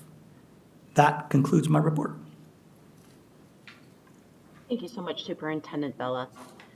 I now remind the audience that all remaining comment cards need to be turned into the blue box. While we would normally have our legislative update today, Director Clark, our legislative rep, is out. And so we will postpone his update until our next board meeting. We now move on to section 7, discussion and approval. Our first item is there a motion? I motion to approve 7.01, gifts, donations, and memorial acceptance. Second. A motion has been made and seconded for approval of item 7.01, gifts, donations, and or memorials acceptance. And we are now open for discussion. And while Director Clark usually likes to handle this part for us, I would be pleased to be able to go through them today. For Neely O'Brien Elementary, to support school needs from the Neely O'Brien PTA, $3,206. For Kentwood High School, to support athletic activities from Play on Sports, $1,617.13. Kent Ridge High School, instrument repair for the music department, the Kent Ridge Booster Music Group, $727.98. We thank our community for supporting our schools in many different ways and for these generous donations. Is there any further discussion? Seeing as none, a motion's been made and seconded for approval of item 7.01, gifts, donations, and memorials acceptance. All those in favor, please raise your right hand and say aye. Aye. And I'm sorry, I did not hear from Director Greger. I couldn't hear that voice. Aye. Great. The motion passes 4-0. Is there a motion on the floor? I make a motion to approve 7.02 Kent School Board 2025-26 legislative priorities for Washington State School Directors Association General Assembly. Second. Second. The motion's been made and seconded. We are now open for discussion. Seeing as there is none, there's a motion on the floor for approval of item 7.02, Kent School Board 2025-26 legislative priorities for Washington State School Directors Association General Assembly. All those in favor, please raise your right hand and say aye. Aye. Director Gregory, I'm sorry, again, I was unable to hear the answer. Aye. Thank you. I apologize. The motion passes 4-0. Is there a motion on the floor? I motion to approve 7.03, the outreach program expansion, new flexible space added project to 2018 capital levy. Second. The motion has been made and seconded for approval of item 7.03, the outreach program expansion, new flexible space added project to 2018 capital levy. We are now open for discussion. My understanding is that we're going to be basically just adding on to the existing program at the outreach program to add the building, the green building, to their floor plan, so to say, for them to be able to use in addition to what they already have. Is that correct? That is correct. Superintendent Vela, did you want to call on somebody for that answer? No. I believe through the presentations that we heard last week, we're voting on basically what we were presented with last week for the expansion. Correct. Vice President Cook is correct. It is expansion to help support the space needs of our outreach program.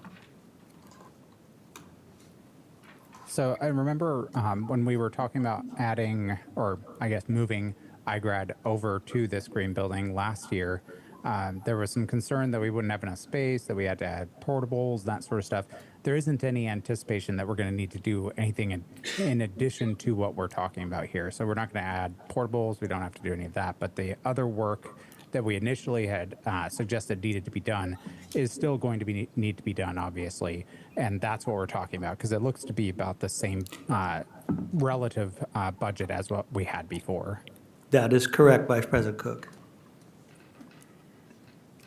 Thank you. That's all the questions I had. I think we pretty much talked this to death before. So Thank you. I'm glad that we're finally finding a use for it.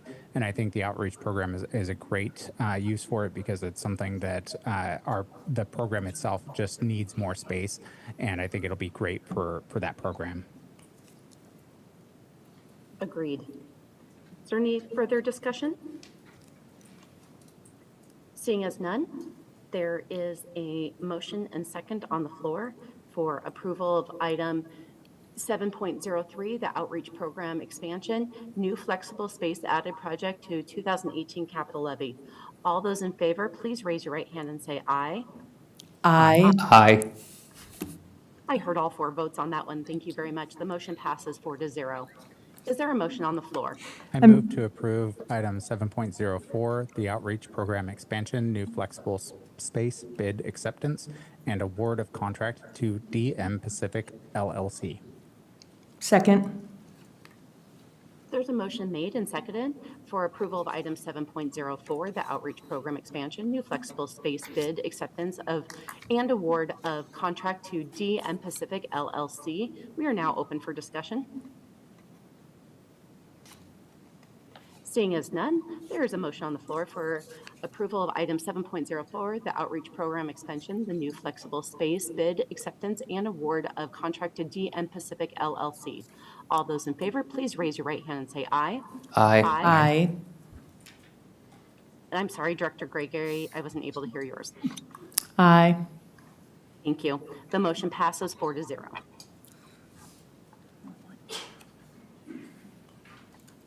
I'm sorry, Director Gregory, for calling you out on that one. I think it's just how our microphones are working for me tonight. Thank you for giving me those again.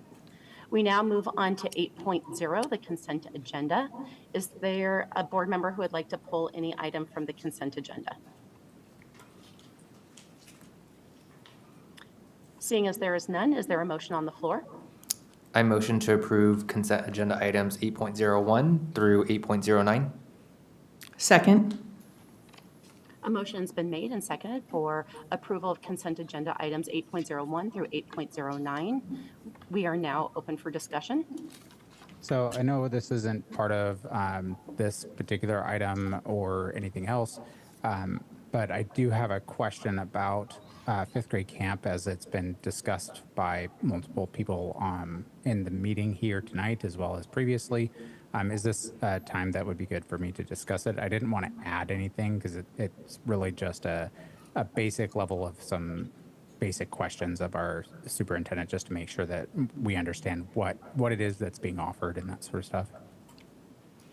President It is Margill? my understanding that if it's not on the agenda, it wouldn't be something that we'd be able to add without having an item added, and we've already approved the agenda as presented, but I would defer to our parliamentarian. Sam, would you like to comment on that? Yes, thank you. Under the OPMA, we would have to have the agenda identify what the topics of discussion would be, so I don't think that would be appropriate at this time. I'm sorry, but I'm going to push back on that a little bit. OPMA does not have any sort of requisite information, as far as I understand, regarding what we can talk about in public. The OPMA is specifically meant to bar board members from discussing things outside of the public eye. So discussing something that is not on our agenda, as far as I understand it, would not be correct. It wouldn't be a problem for us to discuss it here, but if it is a problem, as far as my understanding of how we can run our meeting, I can add an agenda item at any time. It doesn't need to be done at any other specific moment. Is that correct? There were a number of different questions there, and I'm not sure I tracked all of them. The OPMA requires the board to provide the public with advance notice of the purpose and topics that would be discussed at the meeting. And then the... Sorry, just 1 second, since I just want to make sure so that I'm going point by point here. That only applies to special meetings. Am I incorrect there? I would have to perform the research to get you that answer. Okay, because my understanding about our public meetings is during a special meeting, you cannot discuss things that are outside of what you've already announced. Our regular meetings, we can change at will at any time. That's my understanding of what OPMA states. If you don't have that information, I would appreciate that our board takes my word for it, as we do not have guidance on it. I would say the more appropriate response to that would be for you to make a motion to add an item. Absolutely. While that would have been most appropriate to be done at the agenda review and to have been done there, we have had precedent of it's being done after the fact. I still don't believe that it's done appropriately, but there has been that there is precedent of that. So if that is a motion that you would like to do after we finish this motion, or after we finish this would be the most appropriate time, so we can cleanly get through the consent agenda, and then you can make the motion if that works for you. Yeah, that would be totally fine. Thank Yeah, you. President thank Markell. you, Vice President Cook. Thank you, and President Margill. Yes, as Secretary, you have a motion and a second. You're in discussion about the items in the consent. I would urge to complete that and then move on. Yes, I think we all agree on that one. Any discussion about the consent agenda items? I have none. None on the dais. Great. Seeing as none, there is a motion on the floor for approval of the consent agenda items, 8.01 through 8.09. All those in favor, please raise your right hand and say aye. Aye. Aye. Aye. The motion passes 4-0. I move to add an agenda item of discussion of fifth grade camp in just the capacity of getting a better understanding of what is being offered. Second. A motion's been made and seconded. We are now open for discussion on approving the item to add this onto our agenda. So all I'm suggesting is that we just get some clarification as to what it is that is being offered for fifth grade camp. There's been some discussion and some confusion as to whether or not it is required that we have, donations to be able to offer camp at all, or if the district is going to be providing it regardless, and that we've already signed a contract with the camp that we're using, that sort of stuff. And that's all of the information that I want to get, is just to make sure that we are fully transparent and clear with the community as to what they should expect going forward for the 2025-2026 school year.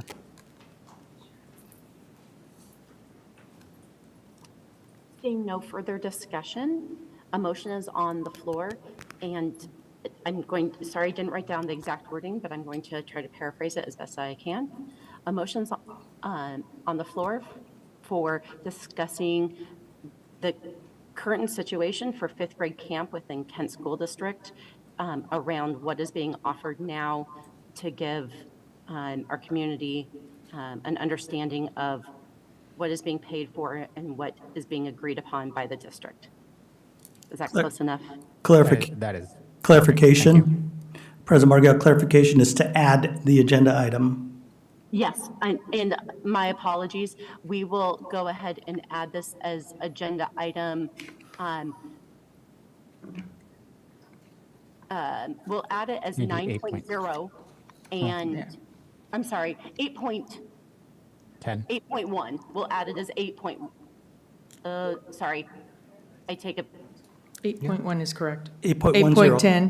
8.10. 8.10. Sorry, I'm being told different things by different people, so I want to make sure I'm doing this. I think 8.1 would be appropriate as in the consent. That's the consent agenda item. That's not appropriate. So this is discussion. So we would need to add it as 9.0, and then we will move informational down to 10.0 and move each category down. That's correct. So that is what we're going to have is this would be 9.0, and then informational will move to 10.0, and communication would be 11.0. Yes, and to summarize, President Margell, there's been a motion and a second to add said item in the numbers you just recalled. Correct. So a motion has been made and seconded. We are now ready for a vote, as we've already opened for discussion. All those in favor of adding an item? Sorry, can I get a roll call vote on this? Yes, absolutely. Yes. There's a motion and a second for adding 9.0 as a discussion item about fifth grade camp. And this will be a roll call vote. Director Gregory? Aye.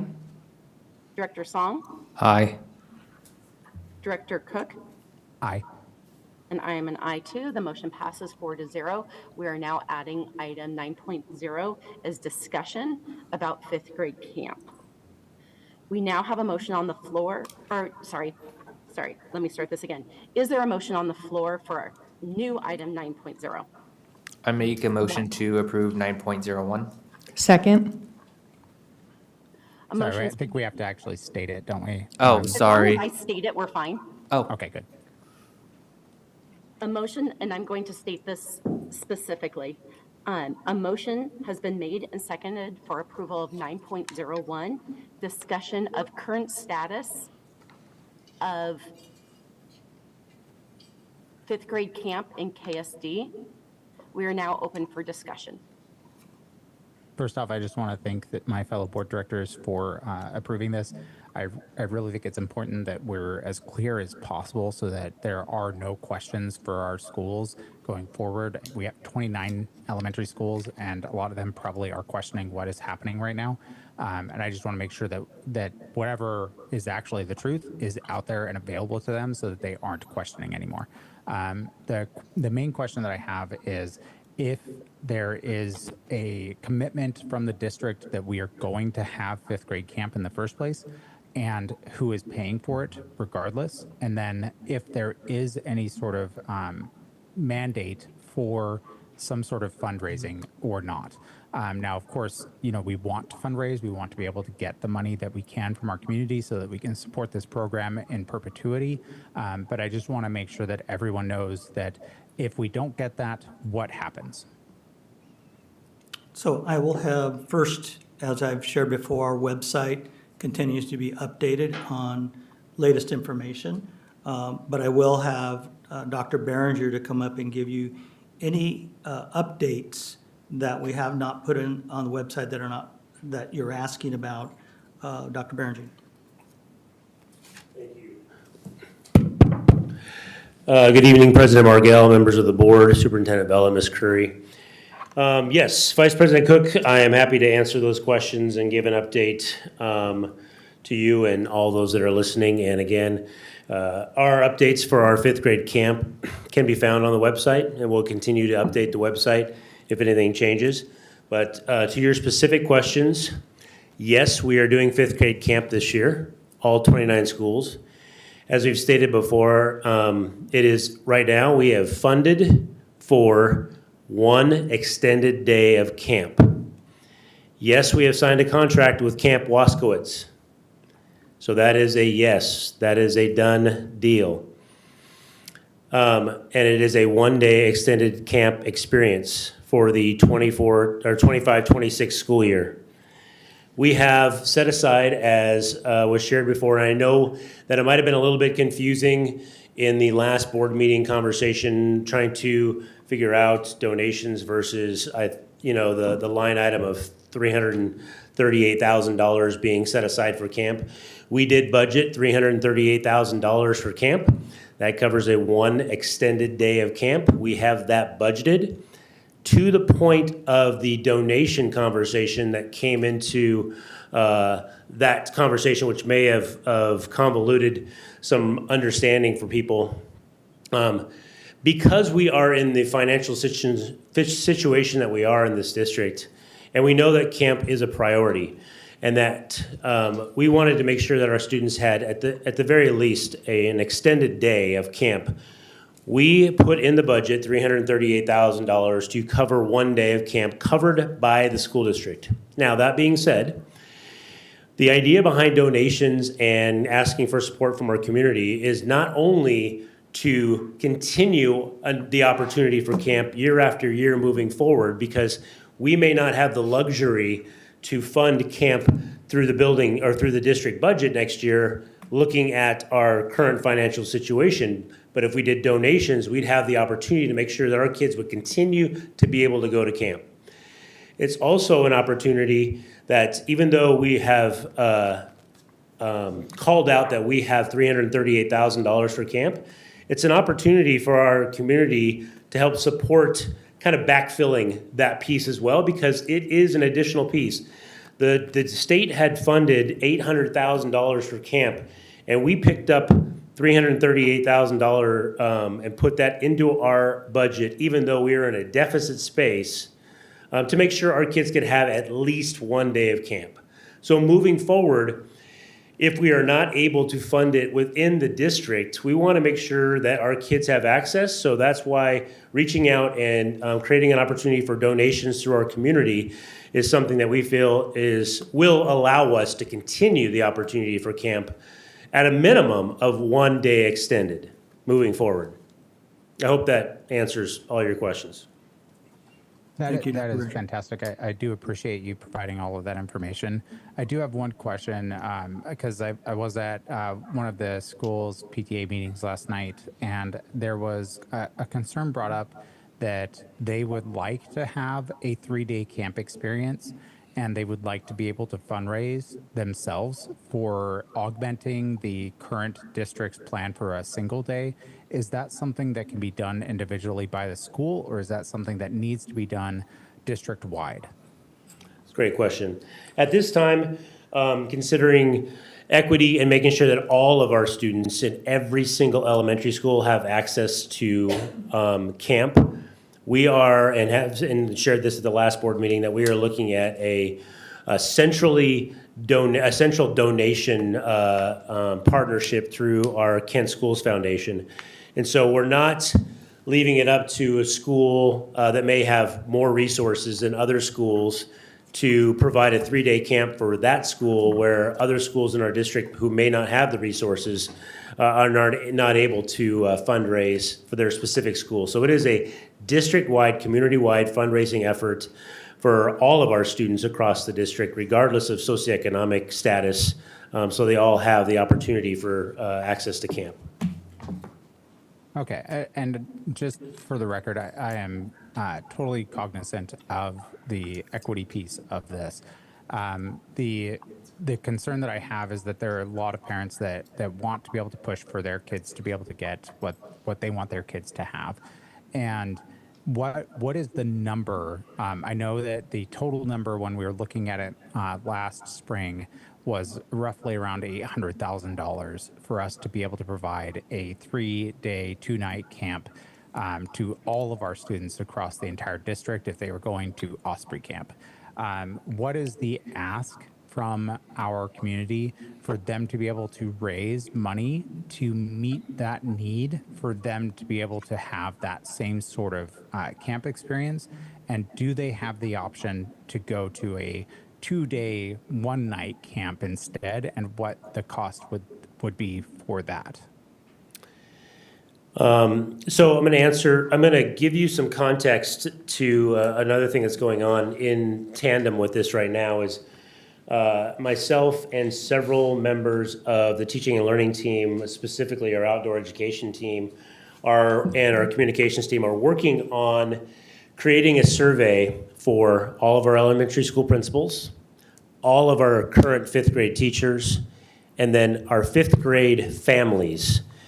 And we're working on survey questions, and we are actually working not just with that small team, but we're reaching out to principals to make sure that we're asking the right questions. We're reaching out to teachers, 5th grade teachers, to make sure we're asking the right questions of teachers and parents, and then reaching out to some parents to make sure that we're asking questions that will get us the information that we need to be able to make an informed decision as a district to support all of our elementary schools and their access to camp. And so we're not in a position now to make a decision as a district saying, well, we're going to jump to a 2-day, 1-night, even if we have the money, until we hear from our stakeholders to make sure that this is the right avenue we want to go on, considering our financial situation, feedback from our families. As we know, it was shared in the last board meeting, 40% of our families or students don't attend camp. And so we want to find out the reasons why. We want to make sure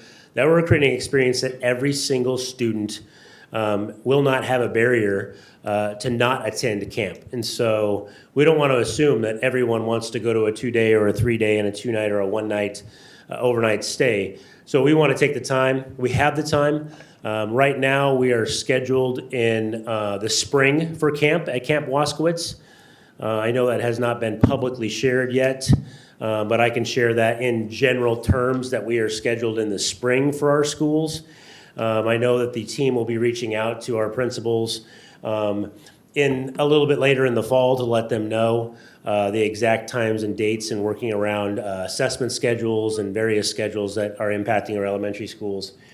But we will be surveying our impacted leaders, teachers, and families to find out more information so we can bring that data back and share that with the board.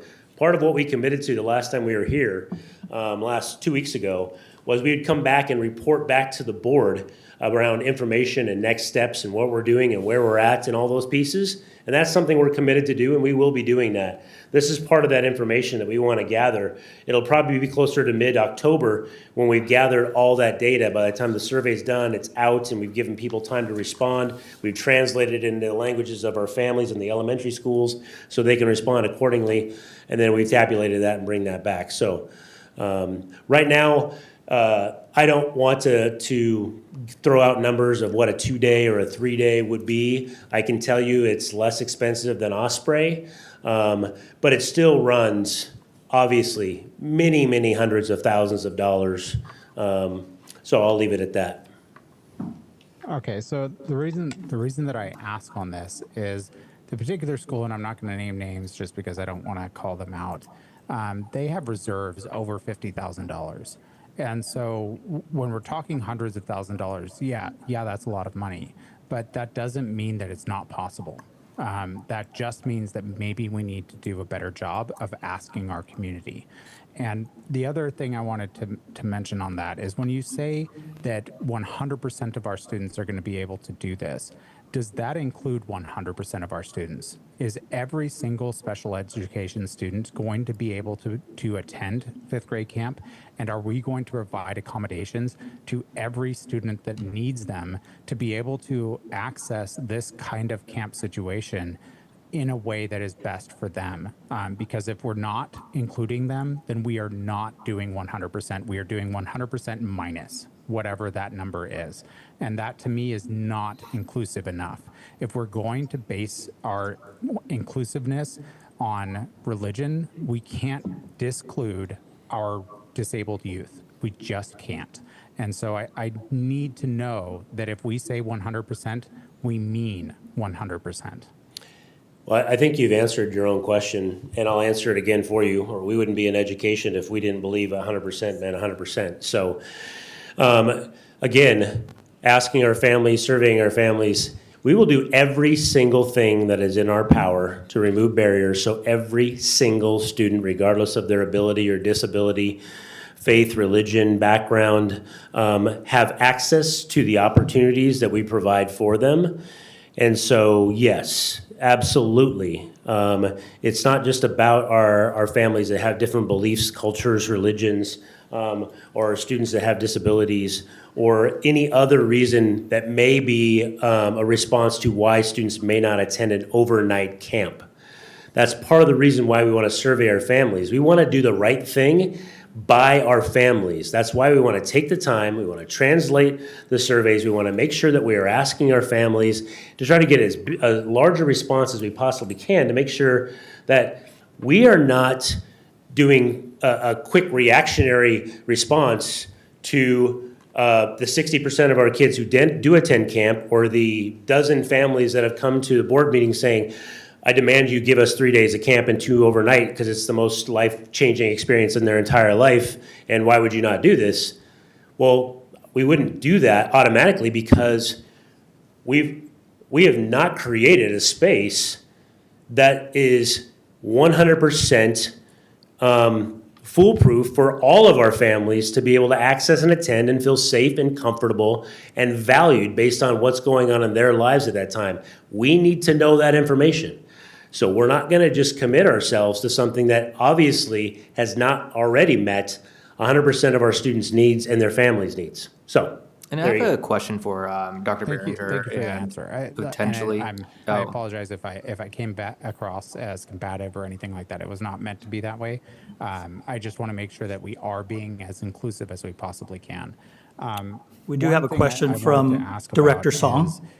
Obviously, it is difficult for a single school or even a couple of schools that maybe have a really strong PTA that feel like they can push through and maybe make this work, to be able to come up with the entire district's amount of funding.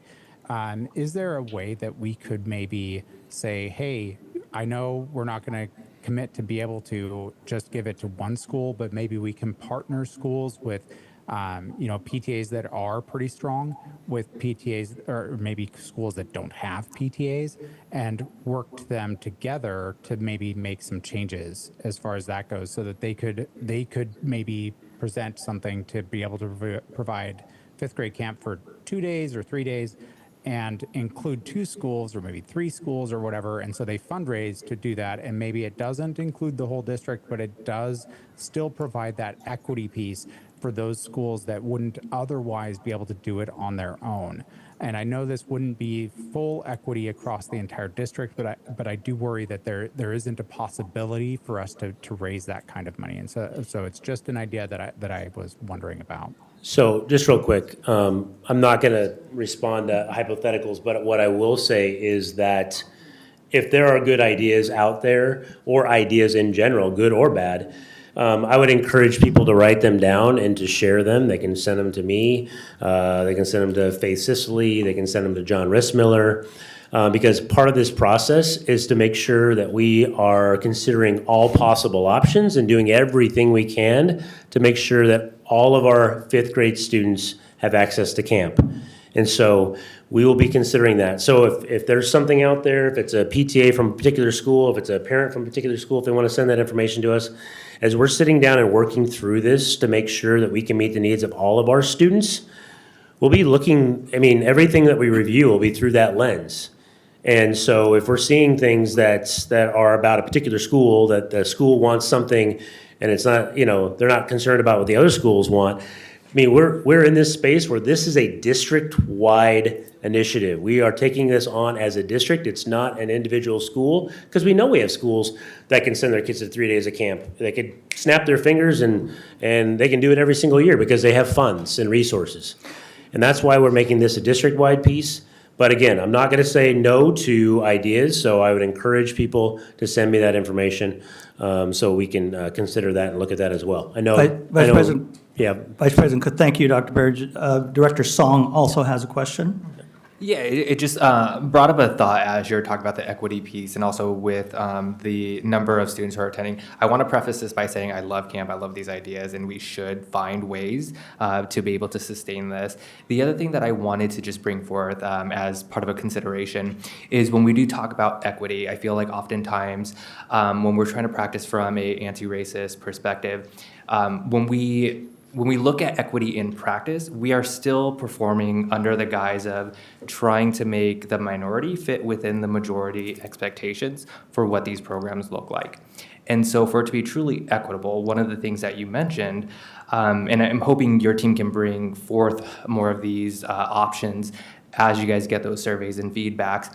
But with about 40% of the population not attending, what would alternatives be where maybe 2 programs can run concurrently? So we have fifth grade camp for those who want to attend, but then what are some of the other culturally sensitive options that we might be able to explore?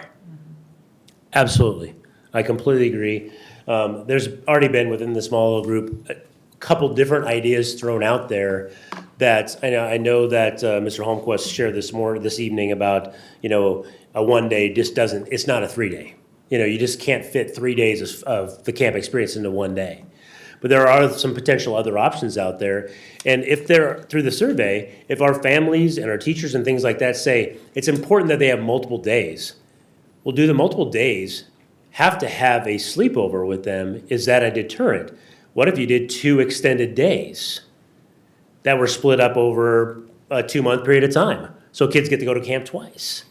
But it's an extended day, and if the barrier truly is an overnight stay, there's a lot of different things to look at to make sure that our students get access to an awesome, outdoor ed experience. And I'm a huge outdoor ed advocate. I was a camp counselor multiple times, so it's a big deal to me as well. But I also have to take everything into consideration. The fiscal responsibility as well as the equity issue is like, why are 40% of our kids not attending? What is that? There is another multiple sets of voices out there that we haven't heard. We've heard the voices to say, you have to do this. How dare you not do it? But what about the families that aren't telling us why they've chosen not to allow their kids to go? That's important too. So we want to give it some time. We are going to have, at the very least, a one-day extended day this year. We are going to fundraise so we can make sure that at the very least, we have camp every single year in the Kansas School District for 5th grade. Yeah, no, thank you. And again, my biggest just consideration that I'm hoping you will take and bring back to the board with those options is, again, when it comes to equity, we still misunderstand that a lot of the voices and concerns are still being reflected by predominantly our white middle-class families, and a lot of voices are being left out. And so true equity is not compartmentalizing and making a minority fit into the majority standards. And so I would love to see some more culturally responsive options that are going to be included with camp. Absolutely. Thank you. I just wanted to also, for the board's knowledge, that schools will be encouraged to fundraise and donate, and those proceeds, and we're still in the process of that, going into the Kent Schools Foundation. So we have the long-term impact that the board has been discussing. So just want to note that.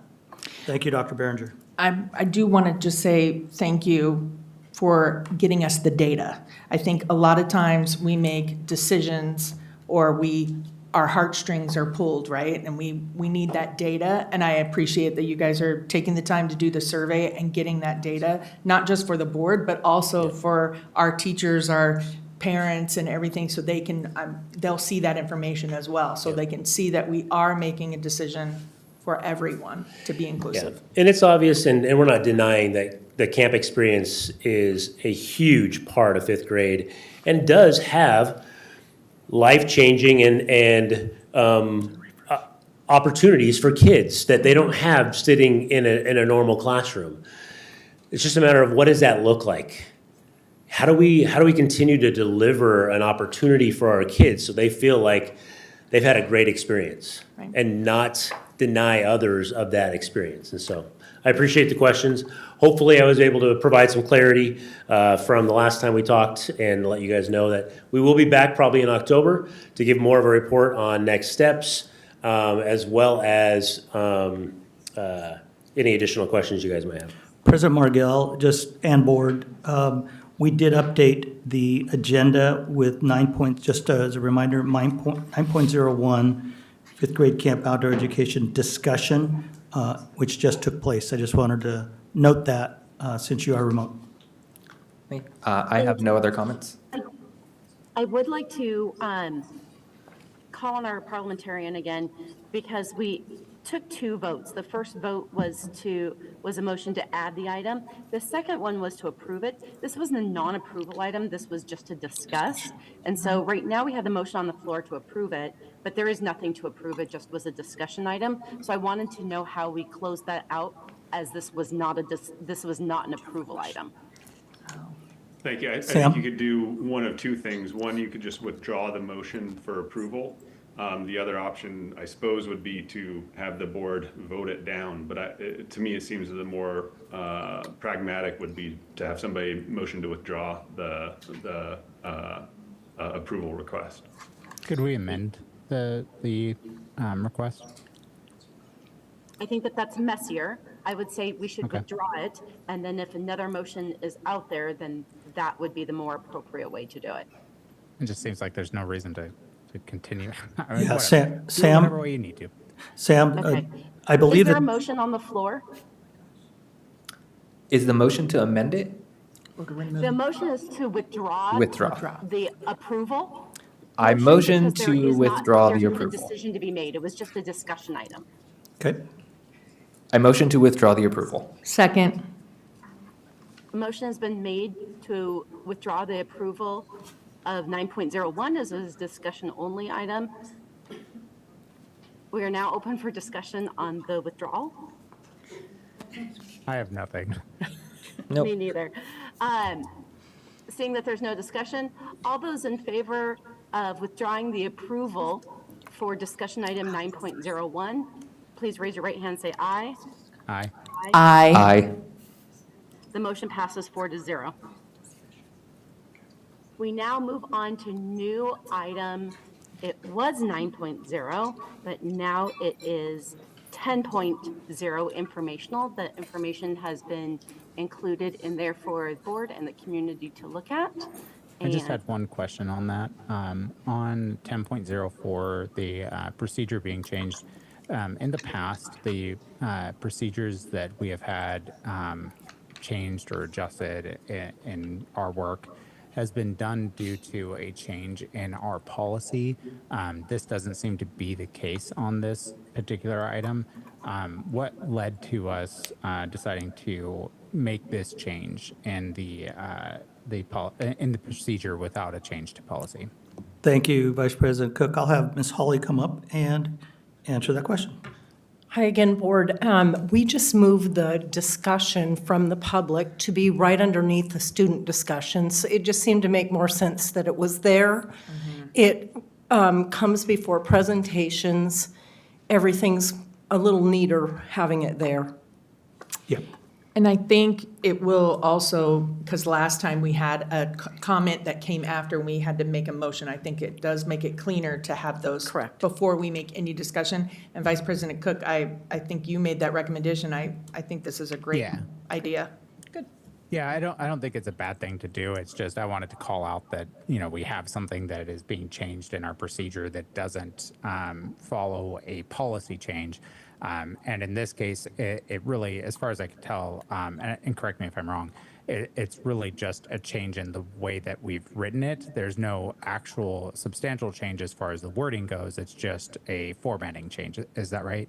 It is a change in the procedure to allow for public comment in that section. Mm-hmm. But it doesn't substantially change what we're doing. It's just a change in the where it falls, right? Correct. Ms. Hawley. Okay. Ms. Hawley will confirm that. That's correct. We didn't change anything other than the order. That's it. yes, last time, if I may, there was a student speaker that didn't have their speech with them, so we let them speak at the beginning of a presentation because public comment is after the presentation, and so we wanted them to let them speak. It made sense that, you know, even though it wasn't in the agenda as written because public comment came after the presentations, it made sense since we let the student speaker speak that we would let then the adults speak at the end. And so there was a bunch of discussion on that, and we don't need to rehash that. And so it does bring up, if we have students speaking at the beginning, we have said in our policies that students come first, but then it doesn't specifically say that in our procedure that we would follow it then immediately with non-student speaking, but it seems to flow better that way.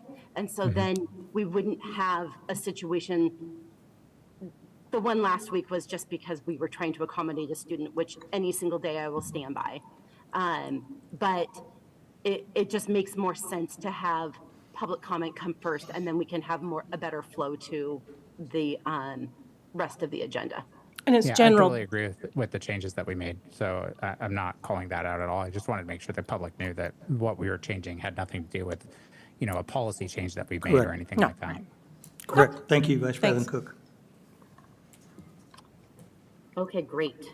And so now we move on to our next section, which is 11.0, final communication from the audience. I don't believe that we have any more, as we That is correct. There are no did final comments. have all of our initial comments happen at the beginning of the evening. And so we move on to 11.02, our board reports and discussion. And we will start with Director Gregory. Thank you, President Margell. I want to thank the superintendent for inviting me to go to school. So right after our last meeting, we had the first day of school, and then we did 2 more days of we went to different elementary schools. They all kind of run together. It was a lot of fun, and I appreciate doing that. I learned a lot from teachers. We got to observe some really cool practices that are going into place, so new instruction on how we're going to engage students, and that was evident at Neely O'Brien. We had the opportunity to see it at numerous elementary schools.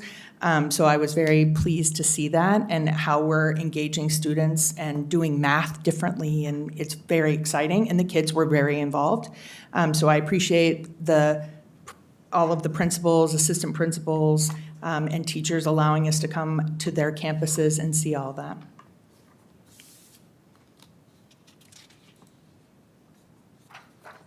Does that conclude your board report? Yes, ma'am.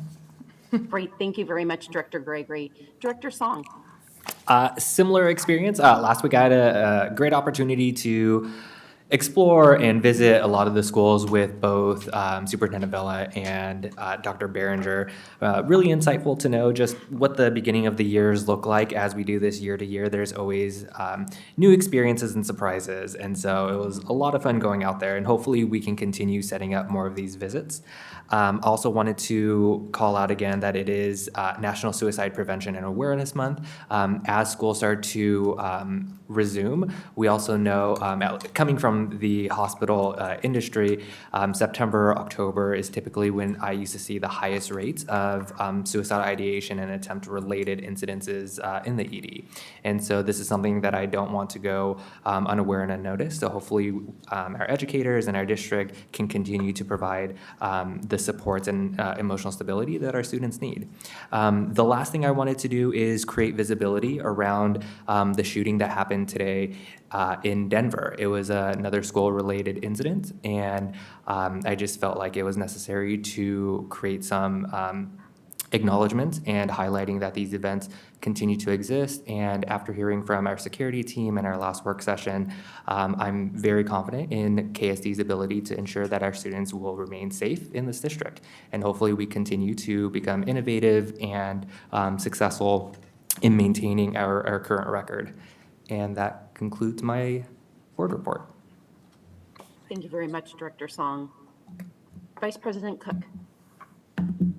All right, so I just want to first off, thank all of my fellow board members for taking the time to go through fifth grade camp. I know it's something that we've kind of belabored quite a bit here and there, but it's something that I think is also just vitally important that our community knows exactly what's happening and what to expect from us at all times.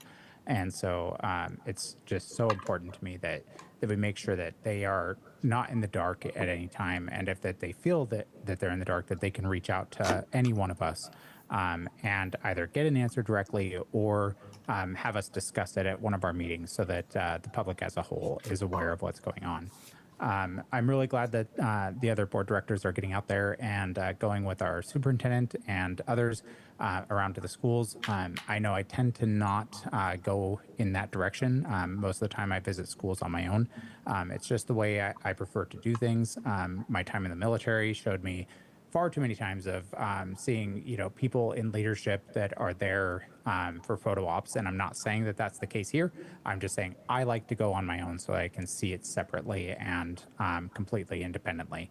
I still plan on doing that. I've already requested to have those meetings scheduled. I'm hoping that those should be scheduled soon. I will be visiting all schools again, as I did last year, so all 44 schools. As I said last meeting, I do plan on including all department heads as well, so I should be getting those schedules scheduled as well shortly. So I'll be visiting all of our department heads as well as all of our principals across the district. And then I plan on adding additional visits to the schools separately to meet with either union reps or others within the schools just to get an idea of how things are going for them as well. Outside of that, I'm really happy with the way things are going for the school. I know a lot of people are a little concerned with ICE and what we're doing to protect our students, family, and staff in these different raids that have been going on. And I want to reassure our community and our staff and our students that we are doing everything we can to ensure that our students and staff and community are safe in our public spaces that we provide. and that we do not admit ICE into our schools without a proper judge's order and it going through the district. That is what I've been told, and that's what I would hope is going to be the case going forward. I know it can be a scary thing to see these things in the news, but we are doing our best to make sure that we are doing everything appropriately and that we are keeping everyone safe as best we can. So just know that is our goal, and I believe, as far as I know, all of my fellow board members agree with that same goal. Outside of that, I'm looking forward to our fifth grade camp. I know it may only be a one day, but that's still, we're going to try to do the best that we can, and I hope that we're able to fundraise for more. I don't know what that will mean, but I hope that we're able to do something more than that. Outside of that, I look forward to hearing from everyone as much as possible. So please keep sending us emails, contact us in whatever way you can. It's great to hear from you so that we can make better decisions in this district. Thank you very much. And I hope everyone has a wonderful rest of the month of September. I think we're not meeting again until October or close to it. Thank you, Director Cook.